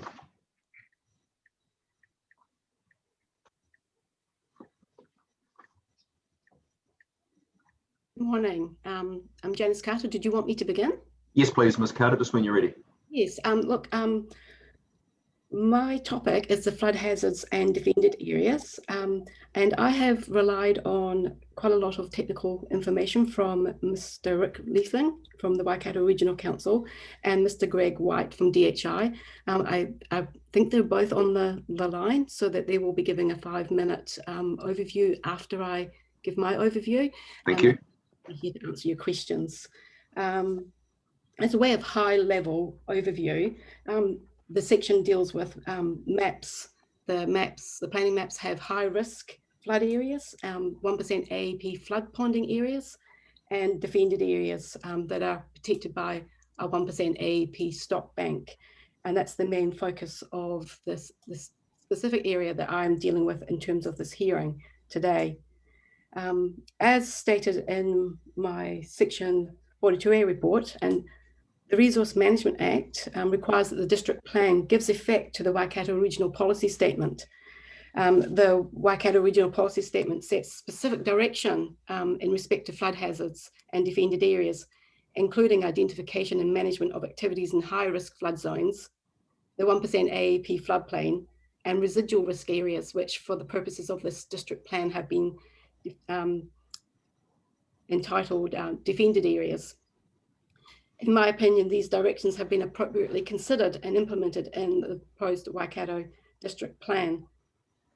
In terms of objectives and policies, there's three main policies relating to this topic, though I do deal with the of others. The three main policies that I deal with are 15.2.1.10, which is areas defended by stock banks of the Waikato River. Policy 15.2.1.12, which focused on reducing the potential for flood damage to buildings located within the 1% AEP floodplain area and flood ponding areas. And the third key policy is 15.2.1.13, which is control of filling of land within the 1% AEP floodplain. I'll just go on now to discuss in assessing the submissions on the flood hazards and defended topic. I tended to accept submissions where I consider that they improve the clarity and readability of the policies and have recommended those submissions be accepted. As requested by Transpower, I've considered it appropriate to recommend including policy recognition of the functional needs and operational needs of the national grid with policy 15.2.1.10, dealing with areas defended by stock banks adjacent to the Waikato River. Policy 15.2.1.14 hazardous substances within the floodplain will need some form of amendment following further direction from the panel, in my view, on whether to retain the changes I recommend in section 11 of my section 42 report, choose the alternative option, which is to extend it to other natural hazards, or to delete it altogether. A number of helpful amendments from submitters, particularly the Waikato Regional Council, have been incorporated into policy 15.2.1.15, which is to do with integrated catchment management plans. And I've also recommended accepting changes to policy 15.2.1.2 to incorporate terms. Well, I have not recommended accepting changes to policy 15.2.1.2 to incorporate terms such as intolerable risk, and which also in the same submission seek to include the floodplain management area within that term and policy. This is because the Waikato Regional Policy Statement clearly sets out a two-tier flood hazard management regime, which includes firstly, areas identified as high-risk flood zones, and secondly, within the 1% AEP floodplain, which don't match the definition of a high-risk flood area. So I've basically accepted the submission to just keep that two-tier approach that is in the Waikato Regional Policy Statement. And I also believe that doing anything else would, in terms of submissions, would reduce the clarity of the proposed Waikato District Plan and would not give better effect to the Waikato Regional Policy Statement.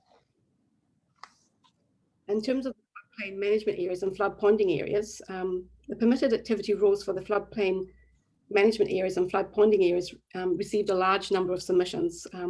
Some submitters requested that the rules in 15.4.1 apply only to the flood ponding areas that are mapped on the planning maps, and while others sought that the rule apply to unmapped flood ponding areas and sought that those that rule be retained. Reflecting on this, I came to the conclusion that it was more consistent overall and more certain to apply the rule to the mapped areas only, as provided for in terms of the floodplain management area. I therefore changed my view from that expressed in my section 42A report. My discussion on that and the recommended changes is found in my rebuttal evidence at paragraphs 49 to 52.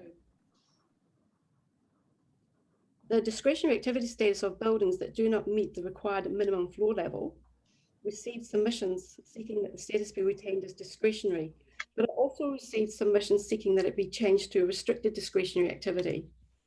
I discussed this in my section 42A report at sections 16 and 17.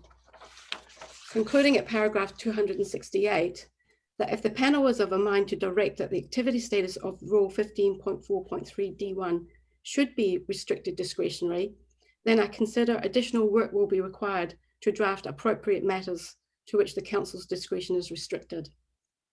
The same applies to D2 in the same rule for subdivision and D3 for hazardous substances. If they were to become restricted discretionary, I'm basically saying that we need a bit of work to come up with some matters of discretion that would be appropriate. And some submitters have suggested some, and I think that that's a good start, particularly Ports of Auckland and Ka'angaora. Genesis Energy have also expressed that they do not fall within the definition of utility because they're not a network utility operator or a requiring authority. If this is confirmed, the exclusion of Genesis from clause 1 of the definition of utility is, in my opinion, an oversight and can be corrected by adding Genesis Energy to this clause. Defended areas. Some submitters request more regulation in defended areas, while others seek less. Adding rules to implement greater consideration of residual risk when locating more intensive and vulnerable activities within the defended areas, as requested by the Waikato Regional Council, is not warranted in my opinion. Overall, I consider that the rules in the defended areas provide a reasonable balance in terms of the level of regulation applied and the actual level of risk. It is appropriate, in my opinion, that some reliance on stop banks and associated protection works is allowed for in the planning response. Otherwise, it negates the purpose for which they were built. I consider that the Natural Hazards Policy Framework, including Policy 15.2.1.10, which is the Defended Areas Policy, can be used to provide scrutiny in respect to rezoning proposals and address the issue of whether intensification is appropriate in certain locations and under what conditions. In terms of the issue of significant risk, I have dealt with that briefly in my rebuttal at paragraph 21, where I do suggest alongside Commissioner Coombs, I think it was, and also yourself, Mr.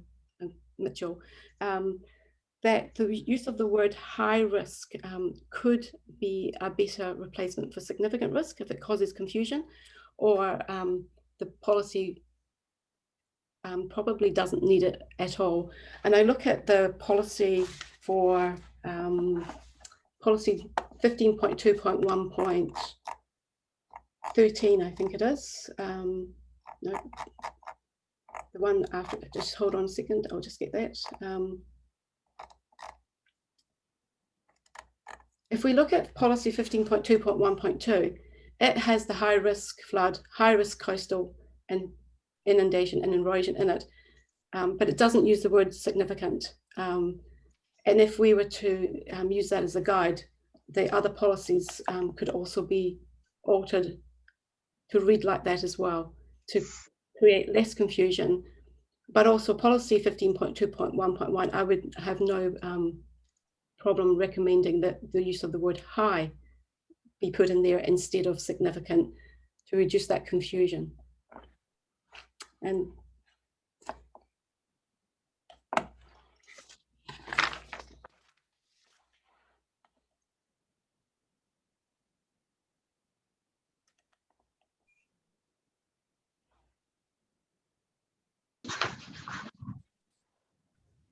that's the end of my introduction. Sorry, I was waiting for you to carry on. All right, thank you. That's the end of my introduction. I do have, I think Mr. Liefring and Mr. White is on in the Zoom meeting. I can see Mr. White. Well, I can see a David White, but I can't actually see Greg. Yeah, he's got the DA. Yep, he's here. I can see him. Oh, yes, He's yes. So he's I was there. wondering whether you would want to hear from Mr. White and Mr. Liefring. I think it would be helpful because I think, you know, the meat of these objectives and policies are technically founded. Mm-hmm. And it's one thing to talk about them at a policy level, but I think we'd also benefit from hearing from them on the more technical aspects just to round the picture out. So that would be helpful. So if we could have Rick Liefring first. Yes, good morning, everyone. Just doing a quick audio and visual check. Can you see and hear me? Yes, we can. Thanks, Mr. Liefring. Great, thank you very much. So yes, my name is Rick Liefring. I'm team leader of regional resilience in the Integrated Catchment Management Directorate of Waikato Regional Council. May I take my evidence as being read? Yes, you and can. that Thank you. Great, and then specifically my evidence on the defended areas, the 1D modelling that was used to delineate some of the floodplain management area, and also rebuttal evidence for specific submissions, particularly from Mercury Energy, being read. Just to elaborate on my background, I have been working extensively with other territorial authorities on their the current proposed current district plans, and also proposed district plans, including Thames Coromandel District Council, Taupo District Council, and working with Waitomo and Manawatu Piako District Councils on their proposed district plans, and specifically looking at flood hazards and residual risk. In terms of defended areas, my evidence has provided some an overview of the methodologies for defining defended areas, which are a simple and a consistent approach to identifying those areas. The methodologies are deemed appropriate to satisfy the relevant policies of the Waikato Regional Policy Statement, so that residual risk is minimised. The defended areas are intended to provide an initial identification of residual risk and where land use change is proposed. Further assessment will be required to better ascertain the risk of a stopbank breach to the specific property. A property deemed to be defended from a 1% AEP river flood event actually provides some added security of reduced flood risk to the property owner. So having a property identified as being defended from a 1% AEP is actually, in my view, a very good thing, because there is that added protection of that WRC managed stop bank. 1D modelling. So the 1D modelling of the current 1% AEP flood extent provides a good representation of potential flood hazards to inform provisions associated with the floodplain management area in the proposed district plan. That is, identifying areas that are at current risk from a 1% AEP flood event, with further detailed assessment, including the projected impacts of climate change, would be required for any further development in these areas. And on that, there is currently 1D modelling of the Waikato and Waipa River main channels being undertaken now, and they will include also the projected impacts of climate change as well. So that modelling is to inform Waikato Regional Council flood protection assets, i.e. our stop banks, to ensure that they are providing the agreed level of service. So there will be further information that will be the, I guess if you call the latest and greatest knowledge of what flood hazard levels are along the Waikato River main channel and the Waipa River. And they will include the potential impacts of climate change. Now moving along to the rebuttal evidence. So in summary, Mercury, and I'm be focusing on the Mercury submission and the technical aspects by Grant Webby.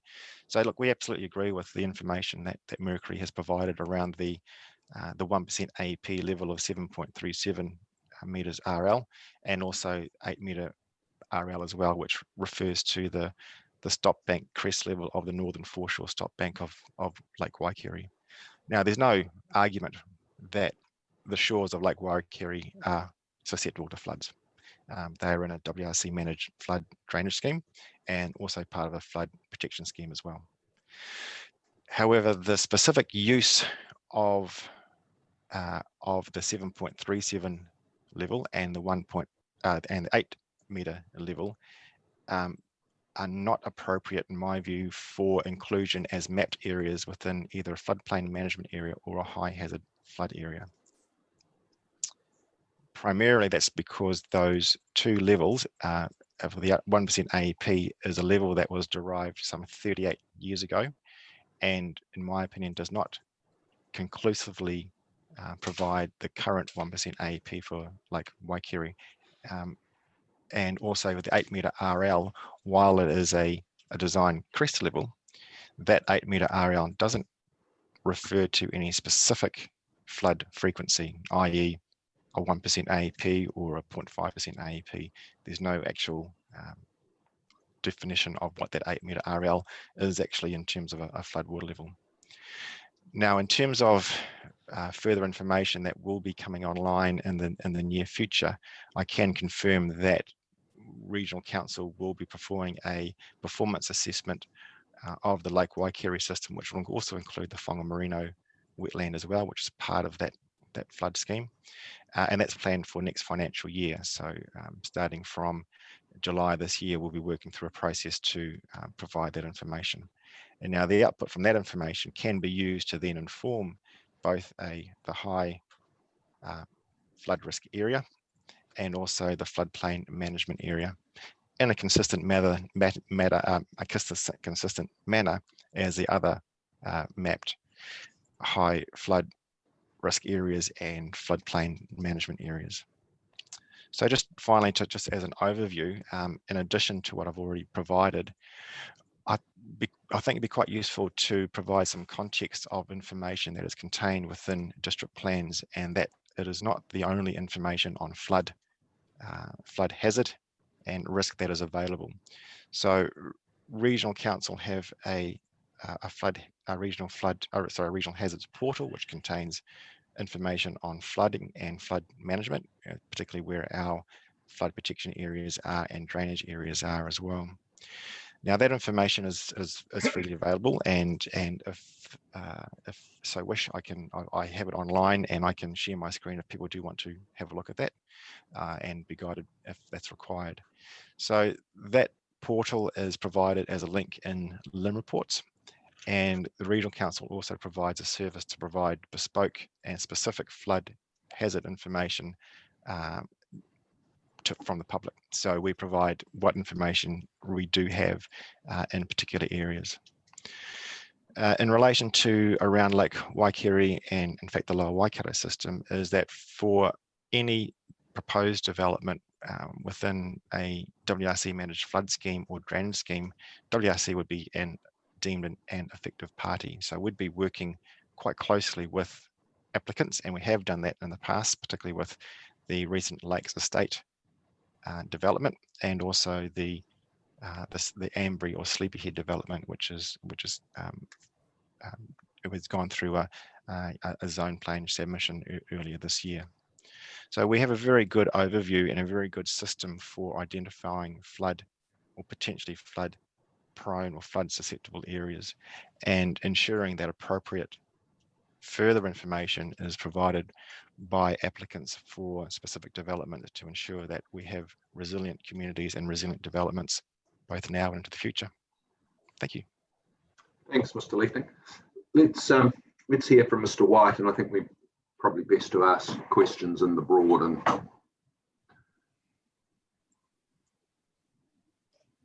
assuming Mr. White's there, I can see his logo. Here he comes.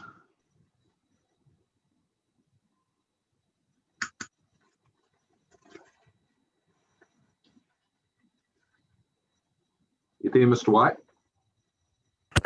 Yes, I am. Can you hear me and see me? We can hear you, but we can't see you. We can see your company logo. Okay.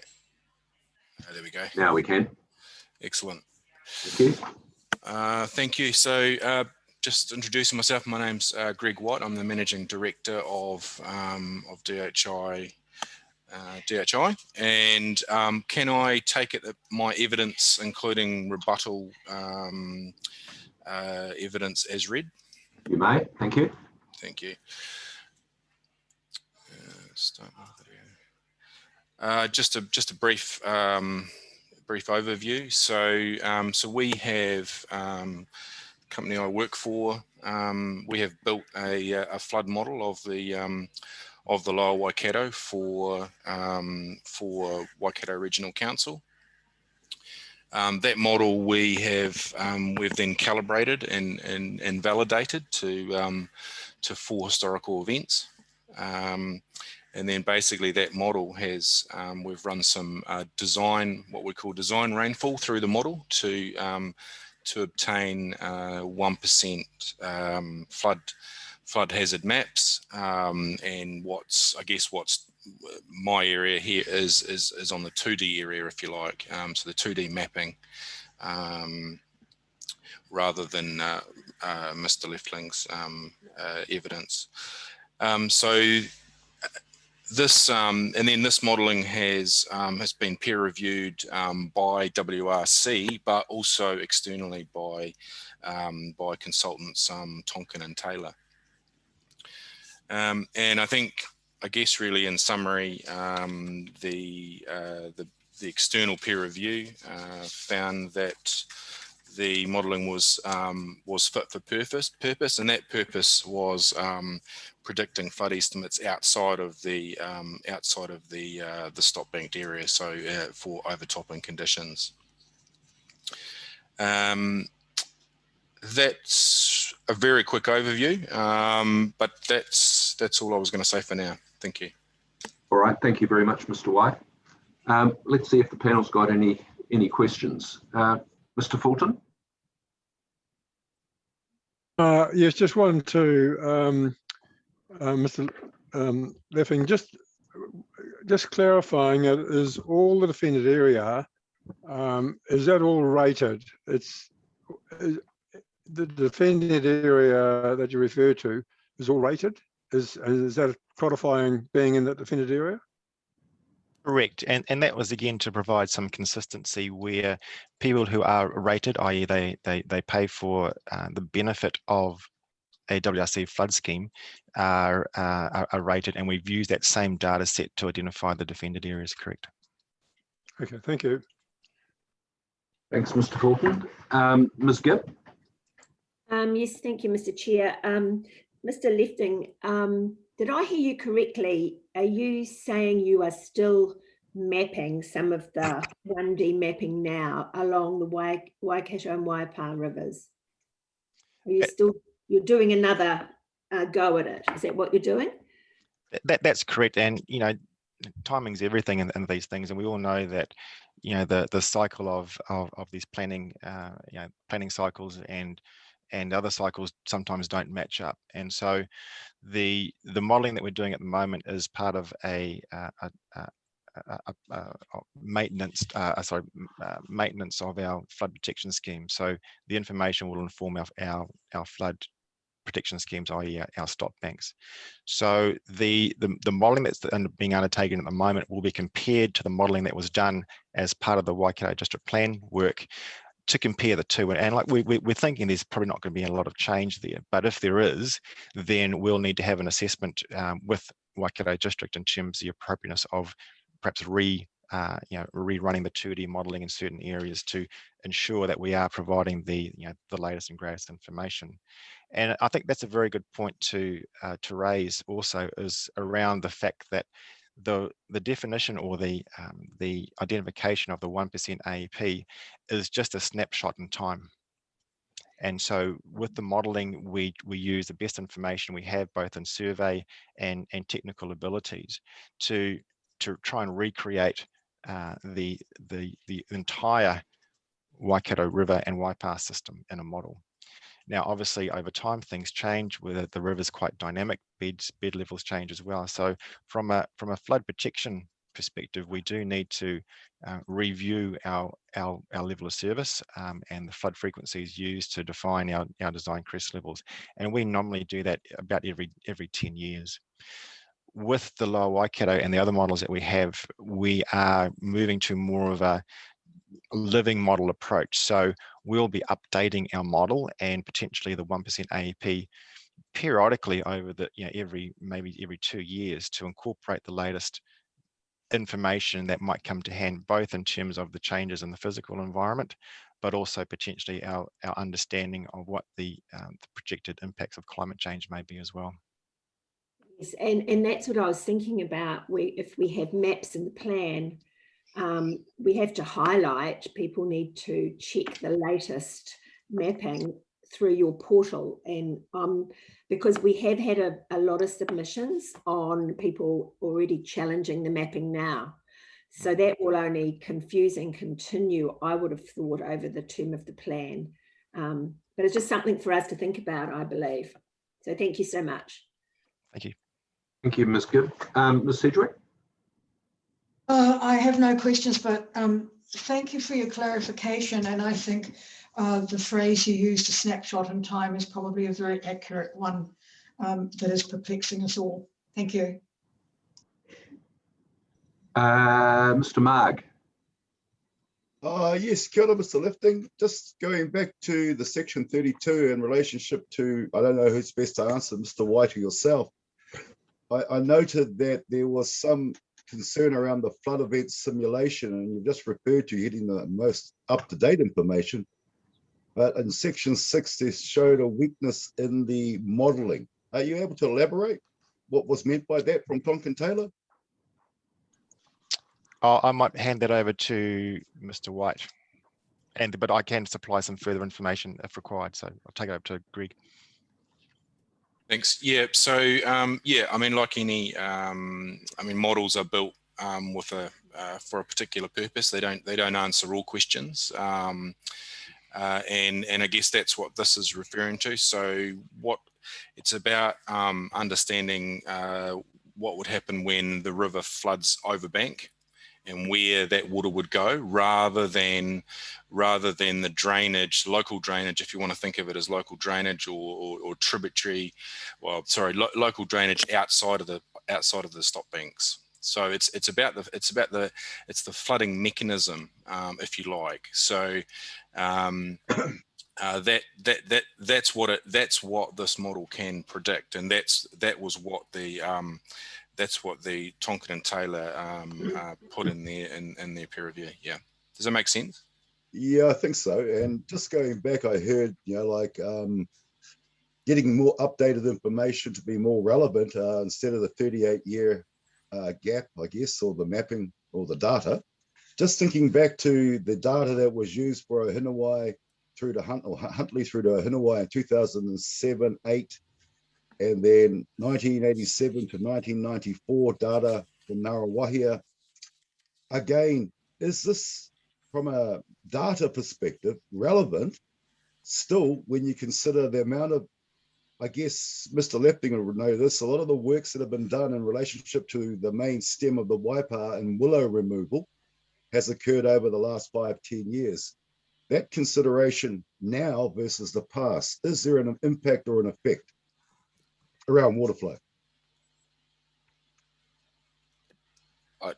I'll just pass that to you, I think, Rick. Yeah, no, thank you. Look, that's a very, very good observation, and absolutely agree with what you're saying, and goes back to the comment I made before about a snapshot in time. One of the difficulties that when we are trying to have a model that is robust and calibrated is referring back to previous events to understand how well the current model represents those older events. And obviously we're not comparing apples with apples because as you've said, things do change. But it does give us at least an idea around I guess the validity of the model, that it is producing results that are very, very similar. And if you like, I can share my screen, and I do have some aerial photographs from 1998 flood event around Ngaruawahia and Huntly, and I can compare that with the modeled output for the current 1% AEP. So look, it's up to you. I can if you want me to, but it does show that there's a pretty good correlation between where the water got to in 1998 and also with the the current model that we have. It's not perfect, and it's never going to be perfect. So, but it's the modeling is based on available information, assumptions, and technology, and we've been able, we've used the best of all three of that for this model. And again, we are revising that, reviewing that with the current modeling that's being undertaken at the moment. Thank you. I think, Mr. Chair, that could be quite interesting to see those if you've got them on the screen so we can see them quite quickly. Yeah, so I think it would be helpful, please. It just said host disabled participant screen sharing. So I think there's a button at your end you may need to press. It won't be me, but You should be Either right. You should be Bell or right Miss now. Kelly. There You we should go. be Yes, yes, Yep. here it comes. So just bear with me just for a second. Now, can you see a map aerial photograph there? Got some very green grass and some very brown water. Yes, so these are aerials of the 1998 flood event, and this is just an area in Ngaruawahia. To provide some context, just try and do people know where this is? Otherwise, I can provide a bit more I think context where this is. certainly the panel knows where you're talking Great. about. Okay, so you can see obviously the marked distinction between the green and the brown. So what I have here, which I'm just going to show, is I'm going to show the extent of the current 1% AEP water level that was mapped. So, and I'll flick them on and off so you can just sort of eyeball those extent areas. And you can see in most areas, it actually does do a pretty good job of identifying where those wet areas are. Now, remembering that the water level that you see there does not represent the specific 1% AEP event, but it's pretty close. It got pretty close. So in this location here, you can see that it's doing pretty well. Now I can show other areas if you feel if you'd like me to. I just need some guidance on perhaps where.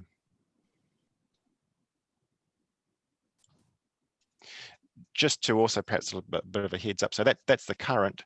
So if we add in a component of climate change, you can see then, so the red areas there are the areas that are modeled to be impacted by a current 1% AEP flood event. Now, obviously, this is again where we get into some assumptions.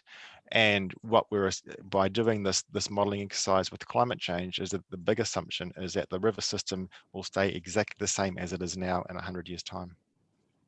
So again, when we're trying to look at 100 years, there is a considerable amount of uncertainty, both in terms of which representative concentration pathway globally we will be heading towards, but also in terms of the changing system that we know occurs, particularly in these large river schemes as well. So it just gives you a bit of a, I guess, a bit of an understanding on some of the nuances around modelling, and really we need to be providing guidance, but that guidance when we're dealing with climate change can be uncertain.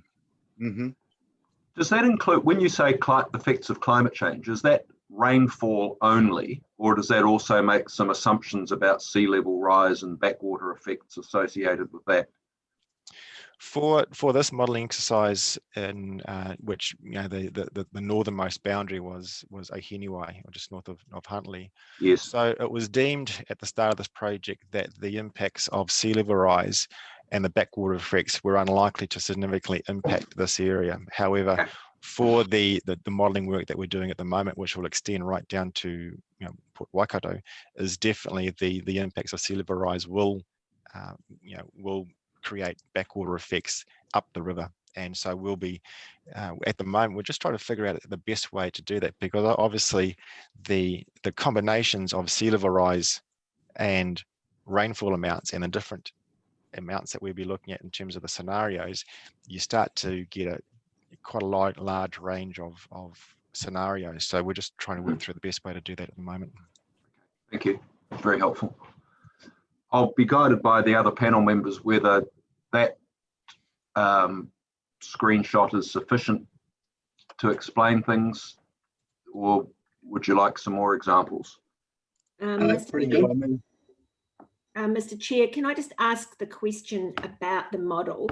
So we see, I mean, we're looking at a flat screen, obviously, and when you do the modelling, do you take into account the elevation of the bank, and then whether or not the flooding would go onto flat land, or how does that work? I can answer that, Greg, but if you want to jump in as well.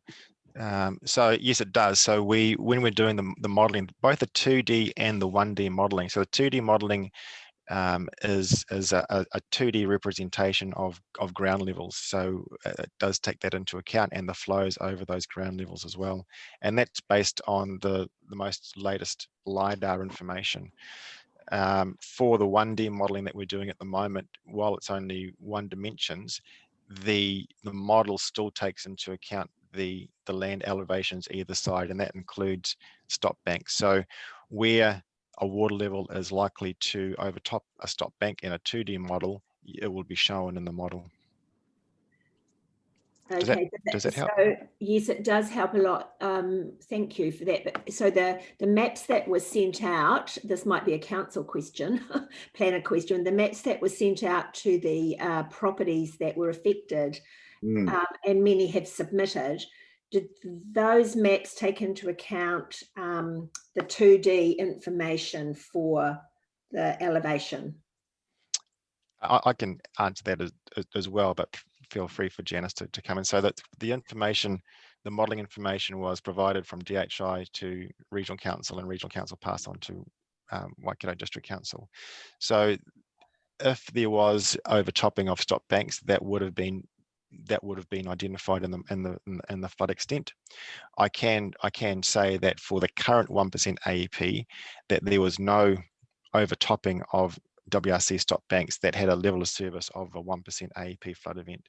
Where we did see where there was potential overtopping was when you added in the projected impacts of climate change. But Greg and Janice, if you want to add further to that, please feel free to. No, I think that explains it quite well.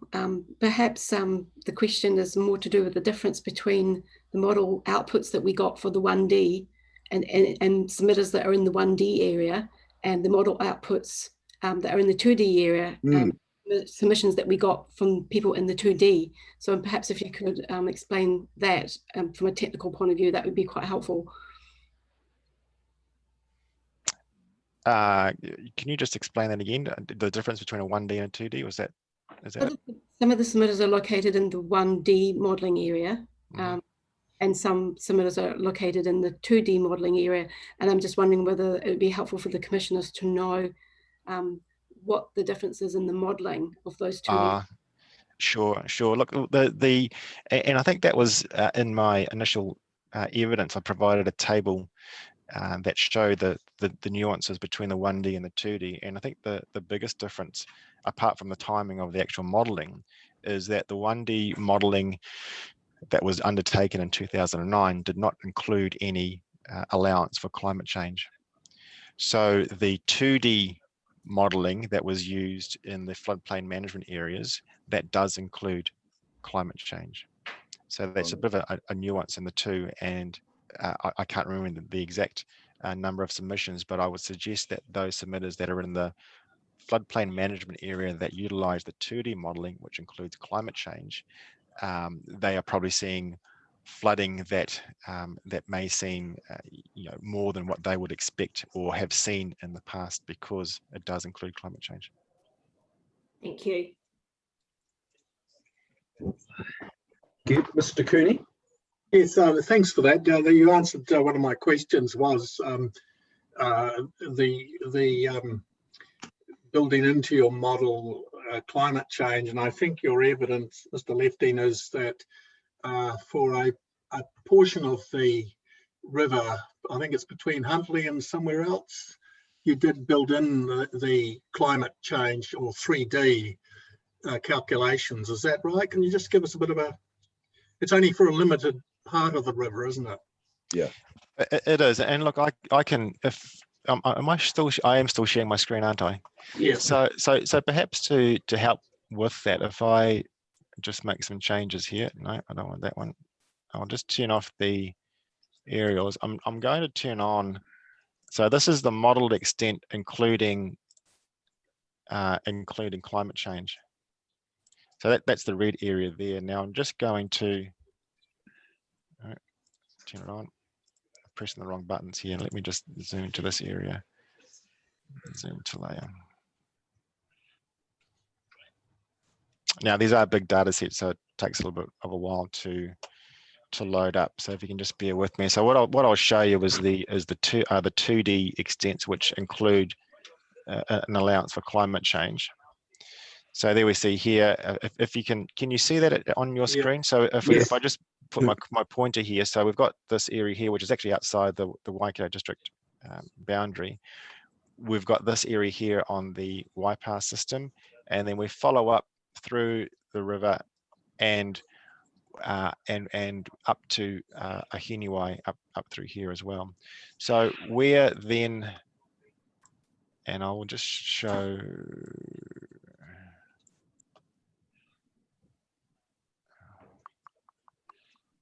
While you're looking, Rick, but that was also based on 100-year too, wasn't it? Oh, that's correct. So we took the current, 100-year 1% AEP, and we added increases in rainfall to using the RCP for 8.5 as well. So look, all I wanted to do was to show where that where the 1D extent or the 1D modeling came in. But look, you can see basically where south on the Waipa and north of the Waikato, outside of these 2D extent areas, those are areas that are mapped in the floodplain management area that do not include the impacts of climate change. Oh boy. So the areas that do include climate changes between what and what in localities between Ngaruawahia and Huntly and Ahiniwai, wasn't it? Yeah, so just Ahiniwai, correct. So included all of Ngaruawahia and also just Ahiniwai, basically. Yeah, good. Thank you. Just one extra little thing that again, a little bit of a nuance of the modelling is obviously for the Waikato River, the discharge from the Karapiri Dam is a significant contributor to flows down the Waikato. And we work very well with Mercury in terms of understanding flood impacts along the Waikato River and the flows that they put out. Now, they have provided information, or that they've confirmed that the Waikato hydro system can actually manage the projected impacts of climate change and rainfall in the upper catchment. So they have provided information where the 1% AEP flows or the discharge from the Karapiri Dam would not change in the future with climate change. So we're taking that information from Mercury to say, that they've done their calculations, and anything south of the Waikato River, the 1% AEP in the future actually doesn't, won't change in terms of the discharge from the Karapiri Dam. But then the increases are all the other tributaries and catchments that flow downstream or flow into the river downstream, and also the Waipa River, which is totally unmanaged. Thanks for that. And these are pretty basic questions, but it's just for my understanding. But the floodplain area is based on river flooding, is it? Correct. So the modelling was only to ascertain flood extents from the main channel of both the Waipa and the Waikato rivers. So it doesn't include any internal ponding, say behind our stop banks, or from some of the other smaller tributaries that come into the Waikato system. I think you've identified 2 flood ponding areas there as well, haven't you? So the flood ponding areas in Huntly have been established there for a number of years. And I think, and we haven't done any specific modelling in terms of the potential impacts of climate change on those ponding areas. And so you're dealing with river flooding rather than rainfall ponding. Absolutely correct. Yeah. And tell me, is the river entirely stop banked, the Waikato River, or is it with allowance for flood mitigation areas? But does the stop banks go all the way down the river? So this is where this is now the online hazards portal, which shows exactly that information around where our stop banks are and also our other flood management assets. So in short answer, no, it does not it does not, there's two parts to that question actually, is that no, it does not cover the entirety of the Lower Waikato system. And also the stop banks that we do have various levels of service. So while we show stop banks on our portal here covering a lot of the main channel, it's not complete, but we also have stop banks that have lesser levels of service. And I think that's probably best described by using this layer here, which is actually the Waikato District defended areas, which are coloured blue here, which are the 1% areas, but also shows the defended areas or the benefit areas that have a lesser level of service, and particularly the 10% AEP here. So you can see areas here that are yellow that do have a stop bank, but they have a lower crest level because they're only designed for a 10% AEP flood event. Does that help? Yeah, and that you take that into account in your assessment of the floodplain extents. Where you've got an area with stop banks that meet a level of service of 1% return event, then how do you calculate the flooding in that extents in that case? Well, you're getting the full protection, aren't you? Oh, you are, definitely. And so if we can say, if we zip from there, and the other, hang on, just go back to my other GIS. So I could just jump in yeah. there. Go, Janice. Yep. So in terms of the planning maps and the floodplain, you're either the 1% floodplain or you're 1% defended. So you won't be both. So that's how. Yeah, I got you. Carry on. Carry on. Oh, but look, if that explains it, I'll it's taken. Yeah, no, I can understand that. Yeah. Yeah. Okay. It has and I haven't checked. Does the policy statement identify areas as well? Flood areas? No, you go, Janice. I was just going to say, if that's a question about the Waikato Regional Policy Statement, or is it a question? The Waikato Regional Policy Statement. So no, the policy statement doesn't have maps, but it does have a description, and it describes the high risk flood as a particular definition, and then it describes what the 1% AEP will be, but there's no actual maps. So the first mapping is in the district plan. Yeah, okay.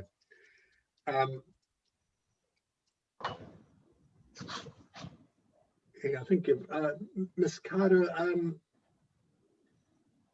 if you've taken out, you no longer include into the maps the flood pot, or sorry, put it another way, you've now taken out a district-wide identification of ponding areas.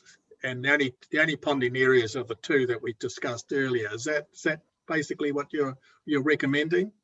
That's what we're recommending, and it's just at the moment because that's the only mapping that we have.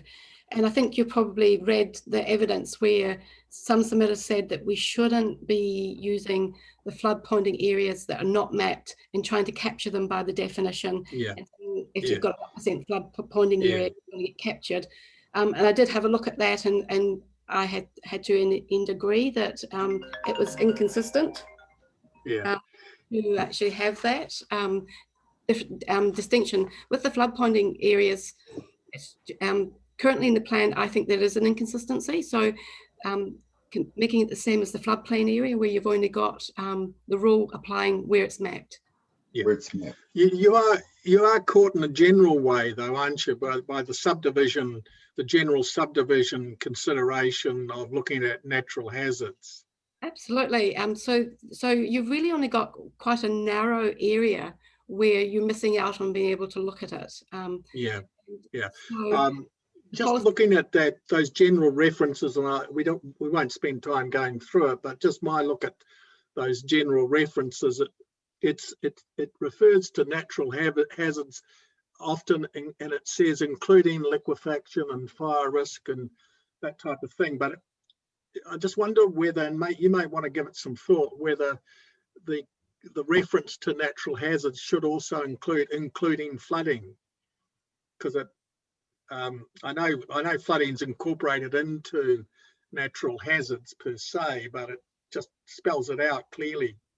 Yeah, so when the variation 2 was being put together, looking at what was already in stage 1 and trying to match the words so that flooding would get captured. So there might be a few places where we need to reconsider that, like you suggest, and tweak that wording to make sure that it's crystal clear that flooding is in there, but definitely it's covered in the definition in terms of the RMA of natural hazard. And I think Mr. Leftin has also said there's a lot of information out there that's held by the regional council on levels of flood information. Is that correct? There's a lot in the hazards portal. Absolutely. Yeah. All right. Thank you. Thank you. That's been very helpful. I've just got a couple of things I just want to just get clear in my own mind. And when you've defined the 1% AEP floodplain,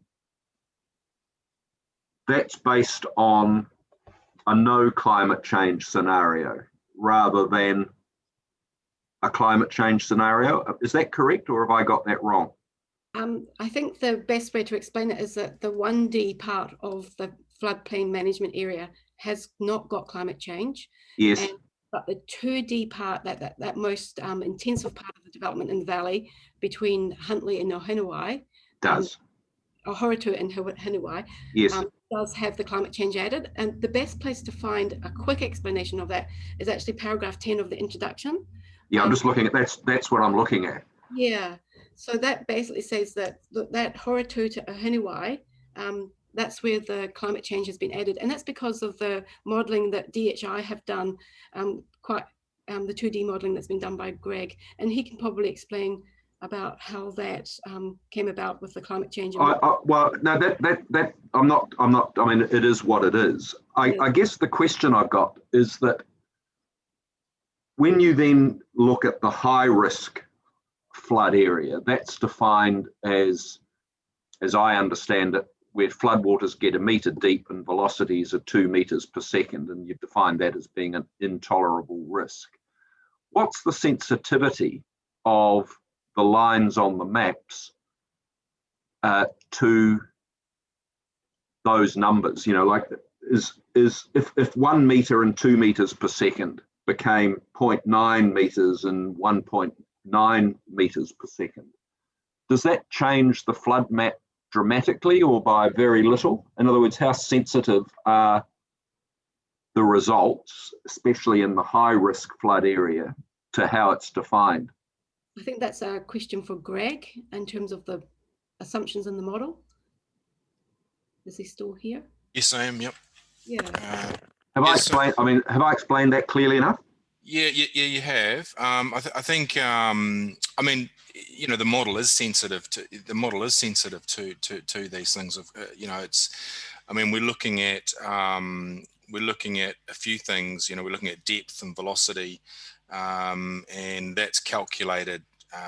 You know, well, depth times the velocity is calculated at every time step and that sort of thing. So yes, it is sensitive, but I mean, it really depends on the. At the same time, it depends on the actual terrain and where you are. You know, so it's not. I'm not sure. It's really site specific, I think. But does that make sense? It does. What would be helpful, I think, is and maybe I can't quite read the scale on that map. Have you got a representative area of the river, wherever that you think that may be, that actually shows the high risk flood area or a high risk flood area in the context of a wider floodplain, just so that we can see the extent of both relative to the river? Rick, you got something there by the looks of it. I can't read the scale on that. It's slightly too small, Yeah, but I can see red and blue. Yeah, so what, just to give you some, maybe just if you just bear with me. I know we don't have it for. Just thinking one of the submitters is in both the high risk and the floodplain. It's just on the west bank of by Huntley, an area that's both high risk. Okay, let's go there, because what I was going to do, like if you want to get some sort of quantum of change, can you direct me to where that you want to go, Janice? Yeah. Okay, that's good. I'll get the address. It's in. If you give me a minute, I'll just get the address of someone who's in all of those areas. No, I'm not so much interested in someone that's in both. I'm just trying to get an understanding of the lateral extent at a representative location of both. You know, it's quite hard to read the text alongside the maps and the legends and everything else and get it. So I'm hoping that you can just help me get a very clear picture that says, look, here's a snapshot of a particular reach of the river that's showing the extent of both the high risk flood area and the floodplain itself, just in relative terms. Look, perhaps this might be where you're referring to, Janice. If we zoom into this Huntley West, just below, that's the Tainui Bridge just here. Yes. So I think this might be a very good one, and just also relating to other areas where there isn't a lot of horizontal change in the floodplain area, because obviously the topography steepens up quite a bit. Yes. But I think this might be a very good one, and I think, Janice, this might be where some of the submitters are coming in. So just to provide you with a little bit of understanding, is what I'm showing here now is the flood hazard area. So and this is for no climate change.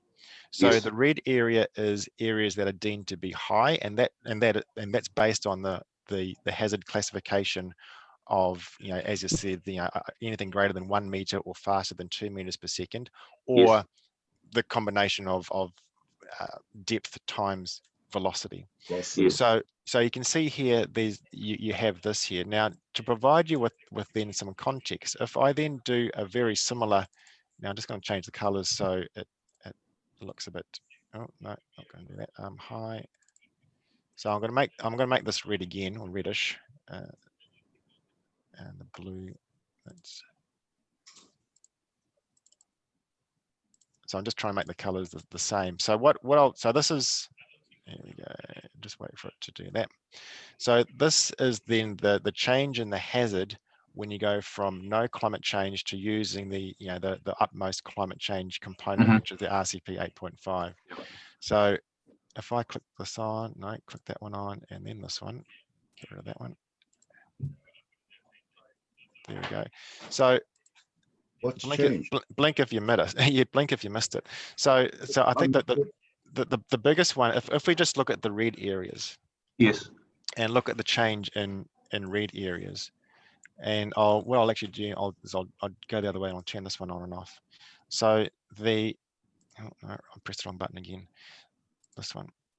There we go. So that there is with climate change, the RCP 8.5. So these are the low hazard areas. The red are the high hazard areas here. And you can see in here, those are high hazard areas likely because it's greater than what is now greater than 1 meter.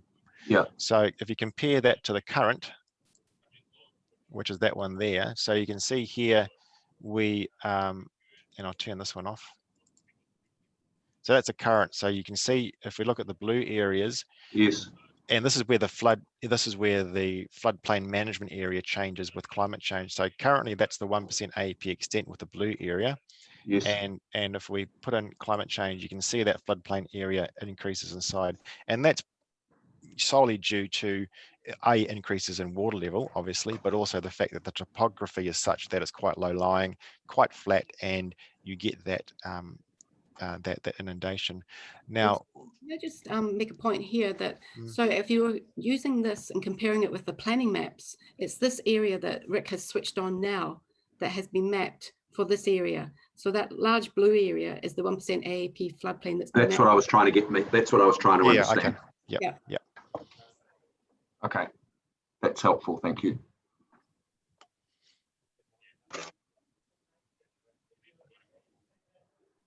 Okay, no, that's great. Thank you very much. But you can see in other areas there's actually very little change in the horizontal extent to due to the topography. Yeah, understood. Thank you. Ms. Carter, one thing that would be helpful, and this is sort of delving into the sort of perhaps slightly more mundane, but hopefully a little bit more straightforward to explain. At the moment, we've got essentially an online version of Stage 2, Chapter 15 as notified, and we've got your report or your report and various reports that are making various changes on a policy or rule by rule basis. Have you got a red line version of chapters 15.4, 5 and 6 showing all the changes in one place that you're recommending? Yes, so that's the consolidated version, and I was under the impression that you had been served given a copy of that. So there's a consolidated version of chapter 15 which should have all the red line from section 42A reports and I do. Have you got a copy of it? I've got it right in front of me. Yes. Would you just be able to put that on the screen and just take us through it bit by bit? I would try. If you can, please. So share screen. I'll do that and see if I can. There it is. You might need to be deputised in order to do that. We'll see how you go. Ms. Kelly will be onto it. Right. Can you see it now? Not yet. So, Mr. Lefty might need to stop sharing the screen. I think Mr. Lefty might have to stop sharing. Because I've shared it, but it's not. Here we go. Now it's there. If you can just blow it up, please. I just really want to focus on the rules and understand it in, as you say, in that consolidated way, the difference between 15.4, 5 and 6. Just a minor correction, Ms. Carter. I was going to say that on 77.9 you've got reminder. I think you meant remainder. That's the second line. Second line. Second line in red. You got ID modeling for the reminder. I'm just thinking you meant remainder. Yes, absolutely. So you can actually see what I've got up now? Yes, we can. Thanks. Thank you. So yes, that's for the remainder. Well spotted. Yeah, we will change that. So was there another bit you wanted me to? I just want to see 15 point the rules framework in 15.4, 5 and 6, and particularly just in one place. And if you could just take us through what's permitted, what isn't, and if you can, the key differences between 15.4, 5 and 6 in terms of what's able to be done without consent, with consent, and what the activity status is. Okay. So can you see 15.4 in front of you? Yes, I can. Would you be able to perhaps get rid of the navigation pane on the left? Yes. And then I'll just do full screen. And then just make it a little bit larger. We can see it, but it's made it worse. It has. Hang on, I'll just get to view and do one page. No. I need a microscope now. Oh, sorry. That's all right. It's just this technology. Try that and see what happens. Perfect. Yeah, that's great. Okay. So I couldn't get rid of. I'll get rid of that. Yes. Here we go. Here we go. Lovely. So, thank you. So 15.4. So if you look at the permitted activities, yes, I've got the minor change there to take out the flood ponding areas having to be on the actually shown on the planning maps. Yes, thank you. Okay. So there's very little change that I'm recommending to the permitted activities. P1, I would explain that as being any new buildings within the floodplain have to have this minimum floor level, and it has to be at the 1% AEP flood level, and it has a freeboard of 0.5 meters on it as well. Yes. So that's the main permitted activity rule for buildings in the floodplain, and it's yes, to new buildings or an existing building that isn't already a permitted activity below. So yes, okay. 3, 4. There's some exceptions to that rule.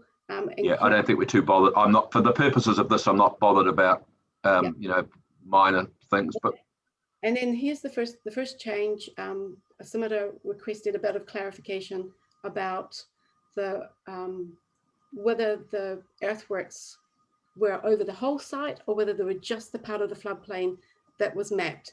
And so I've added in a little clarification there that it's just the floodplain area and the flood ponding area that the rule applies to. So the way the rule applies, and I think it's explained also earlier in the chapter, that the rules only apply to that part of the site that's in the floodplain or the flood ponding area. That's that change. Shall I carry on?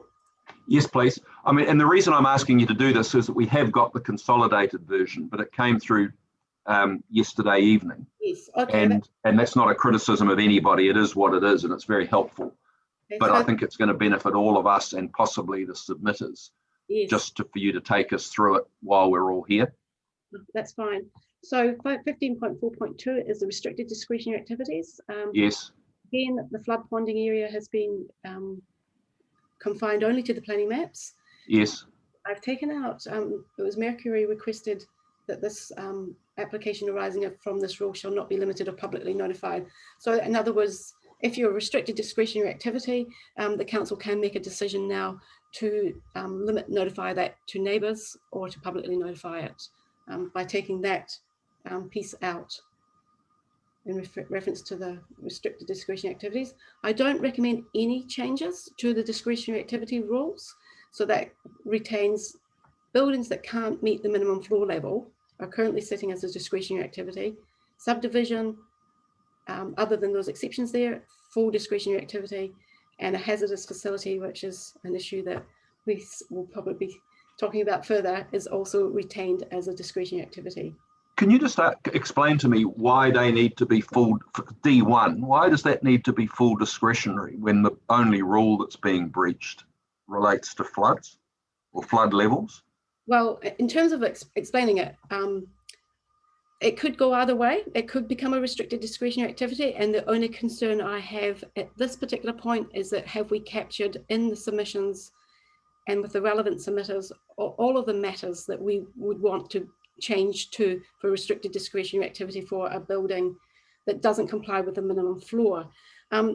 There's more, it's a little bit more complicated as well in that the council really wants people to do the minimum floor, and the policy is set up so that basically the easiest way to comply is to do a minimum floor. The Building Act requires you to do a 1 in 50 floor level anyway. So it's not actually asking people much to then move up to the 1 in 100 while they're having to raise their floor anyway. Yes. By the Building Act. So my view is not a great big deal to be going up to the 1 in 100. It makes your house more insurable, and there's a whole lot of market reasons why it's advantageous. So I'm thinking that the exception to the rule would be that someone might not want to comply with the minimum floor. And so far, what I've seen in the matters of restricted discretion, which I'm not opposed to us if we can get them all sorted, but at the moment, what I've seen so far is that the reasons why someone wouldn't comply with the minimum floor, you might get something like maybe waterproofing the building, or a design that is somehow helpful in terms of robustness, so that it doesn't get completely, totally damaged in a big flood. To my mind at this stage, those things are quite inferior to complying with the minimum floor. And so because of the policy direction, I'm thinking that at this stage, unless we can get some restricted discretionary matters that actually make it worthwhile to move from discretionary to restricted discretionary, well then my view is that it's better left where it is. But I'm definitely open to discussing. Well, no, that's a very helpful explanation, thank you. I suppose taking that a step further, or looking at it from the other point of view, I've taken from your answer that says you'd have to come up with a pretty compelling story in inverted commas, if you wanted to not comply, if you wanted to get consent for a building that didn't satisfy that minimum floor level.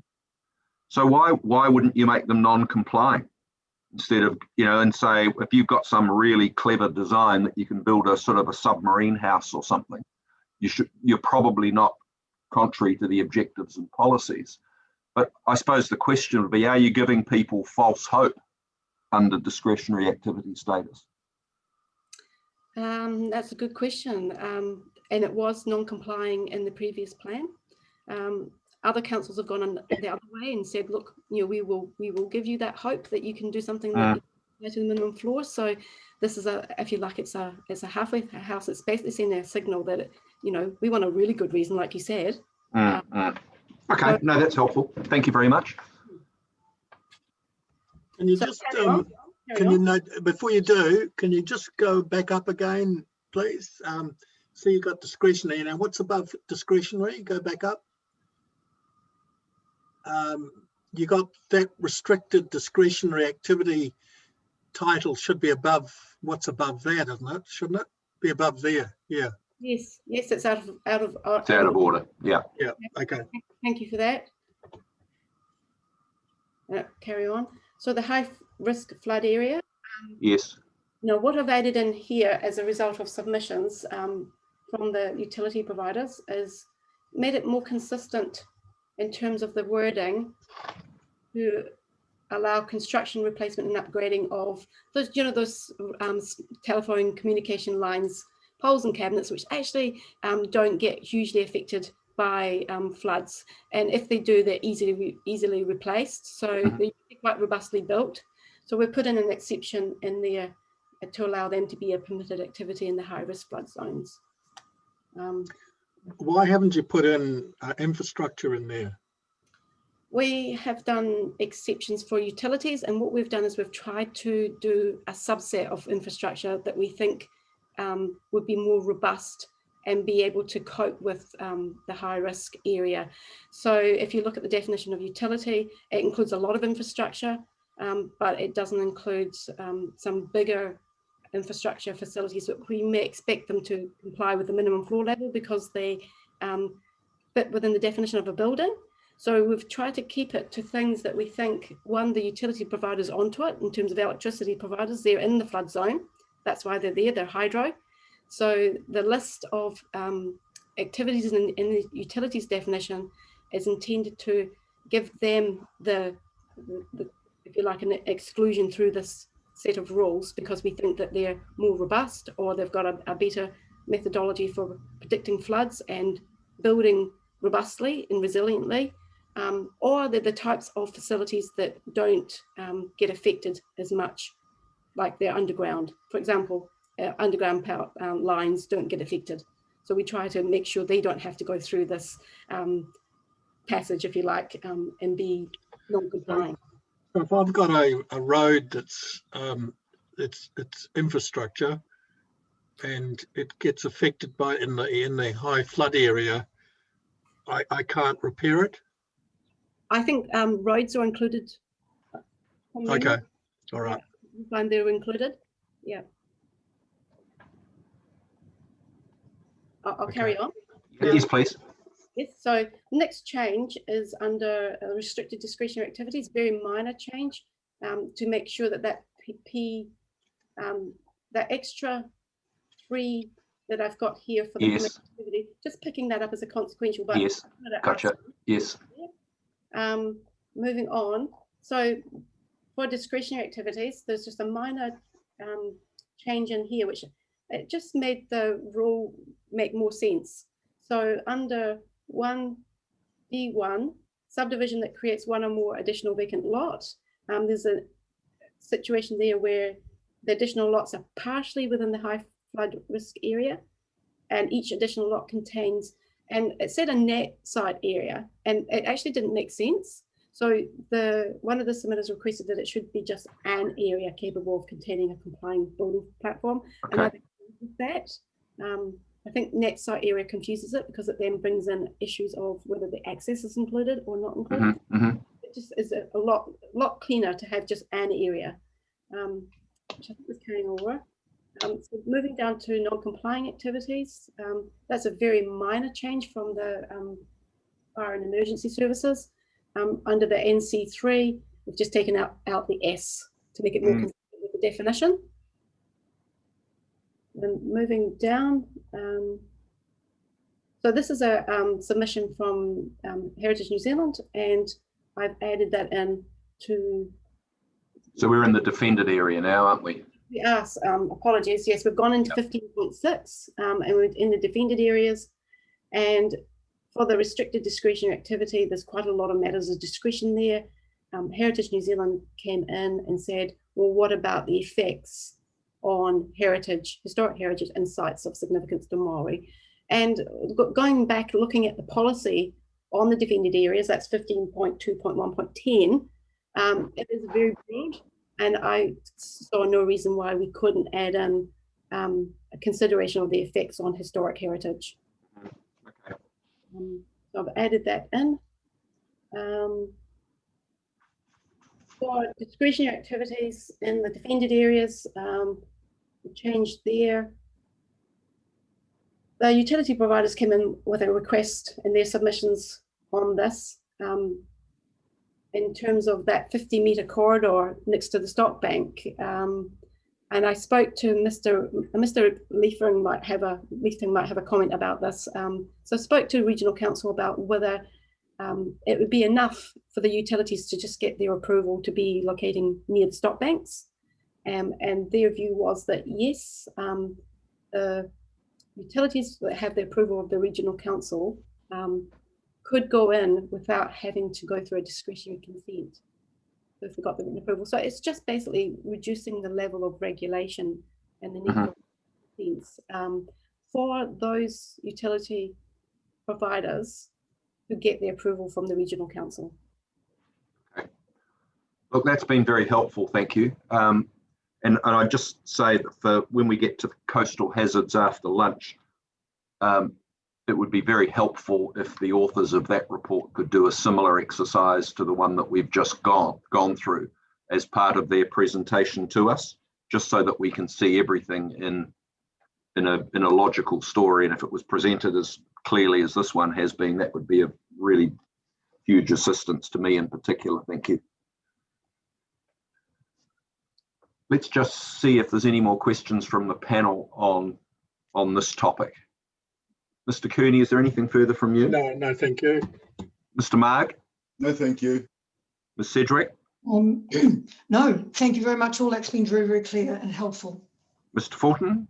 Yeah, no, I'm very happy now, thanks. And Ms. Gibb? No, I thank everybody for doing what they've just done. Thank you. Indeed. No, that's been very, very helpful. Thank you. It's now 12:15. We were due to break at 12:30, but I don't think there's much utility in starting on the coastal hazards section. So what I think we'll do is we'll adjourn for lunch and we'll resume at the scheduled time of 1 o'clock, because people may well have planned on being at lunch from 12:30 to 1, and if we started early we might miss people when we resume. If you can log off though from this particular meeting and log on again in the new link that you'll have available to you. So thank you all for what we've done this morning. We'll adjourn now till 1 o'clock. Thank you.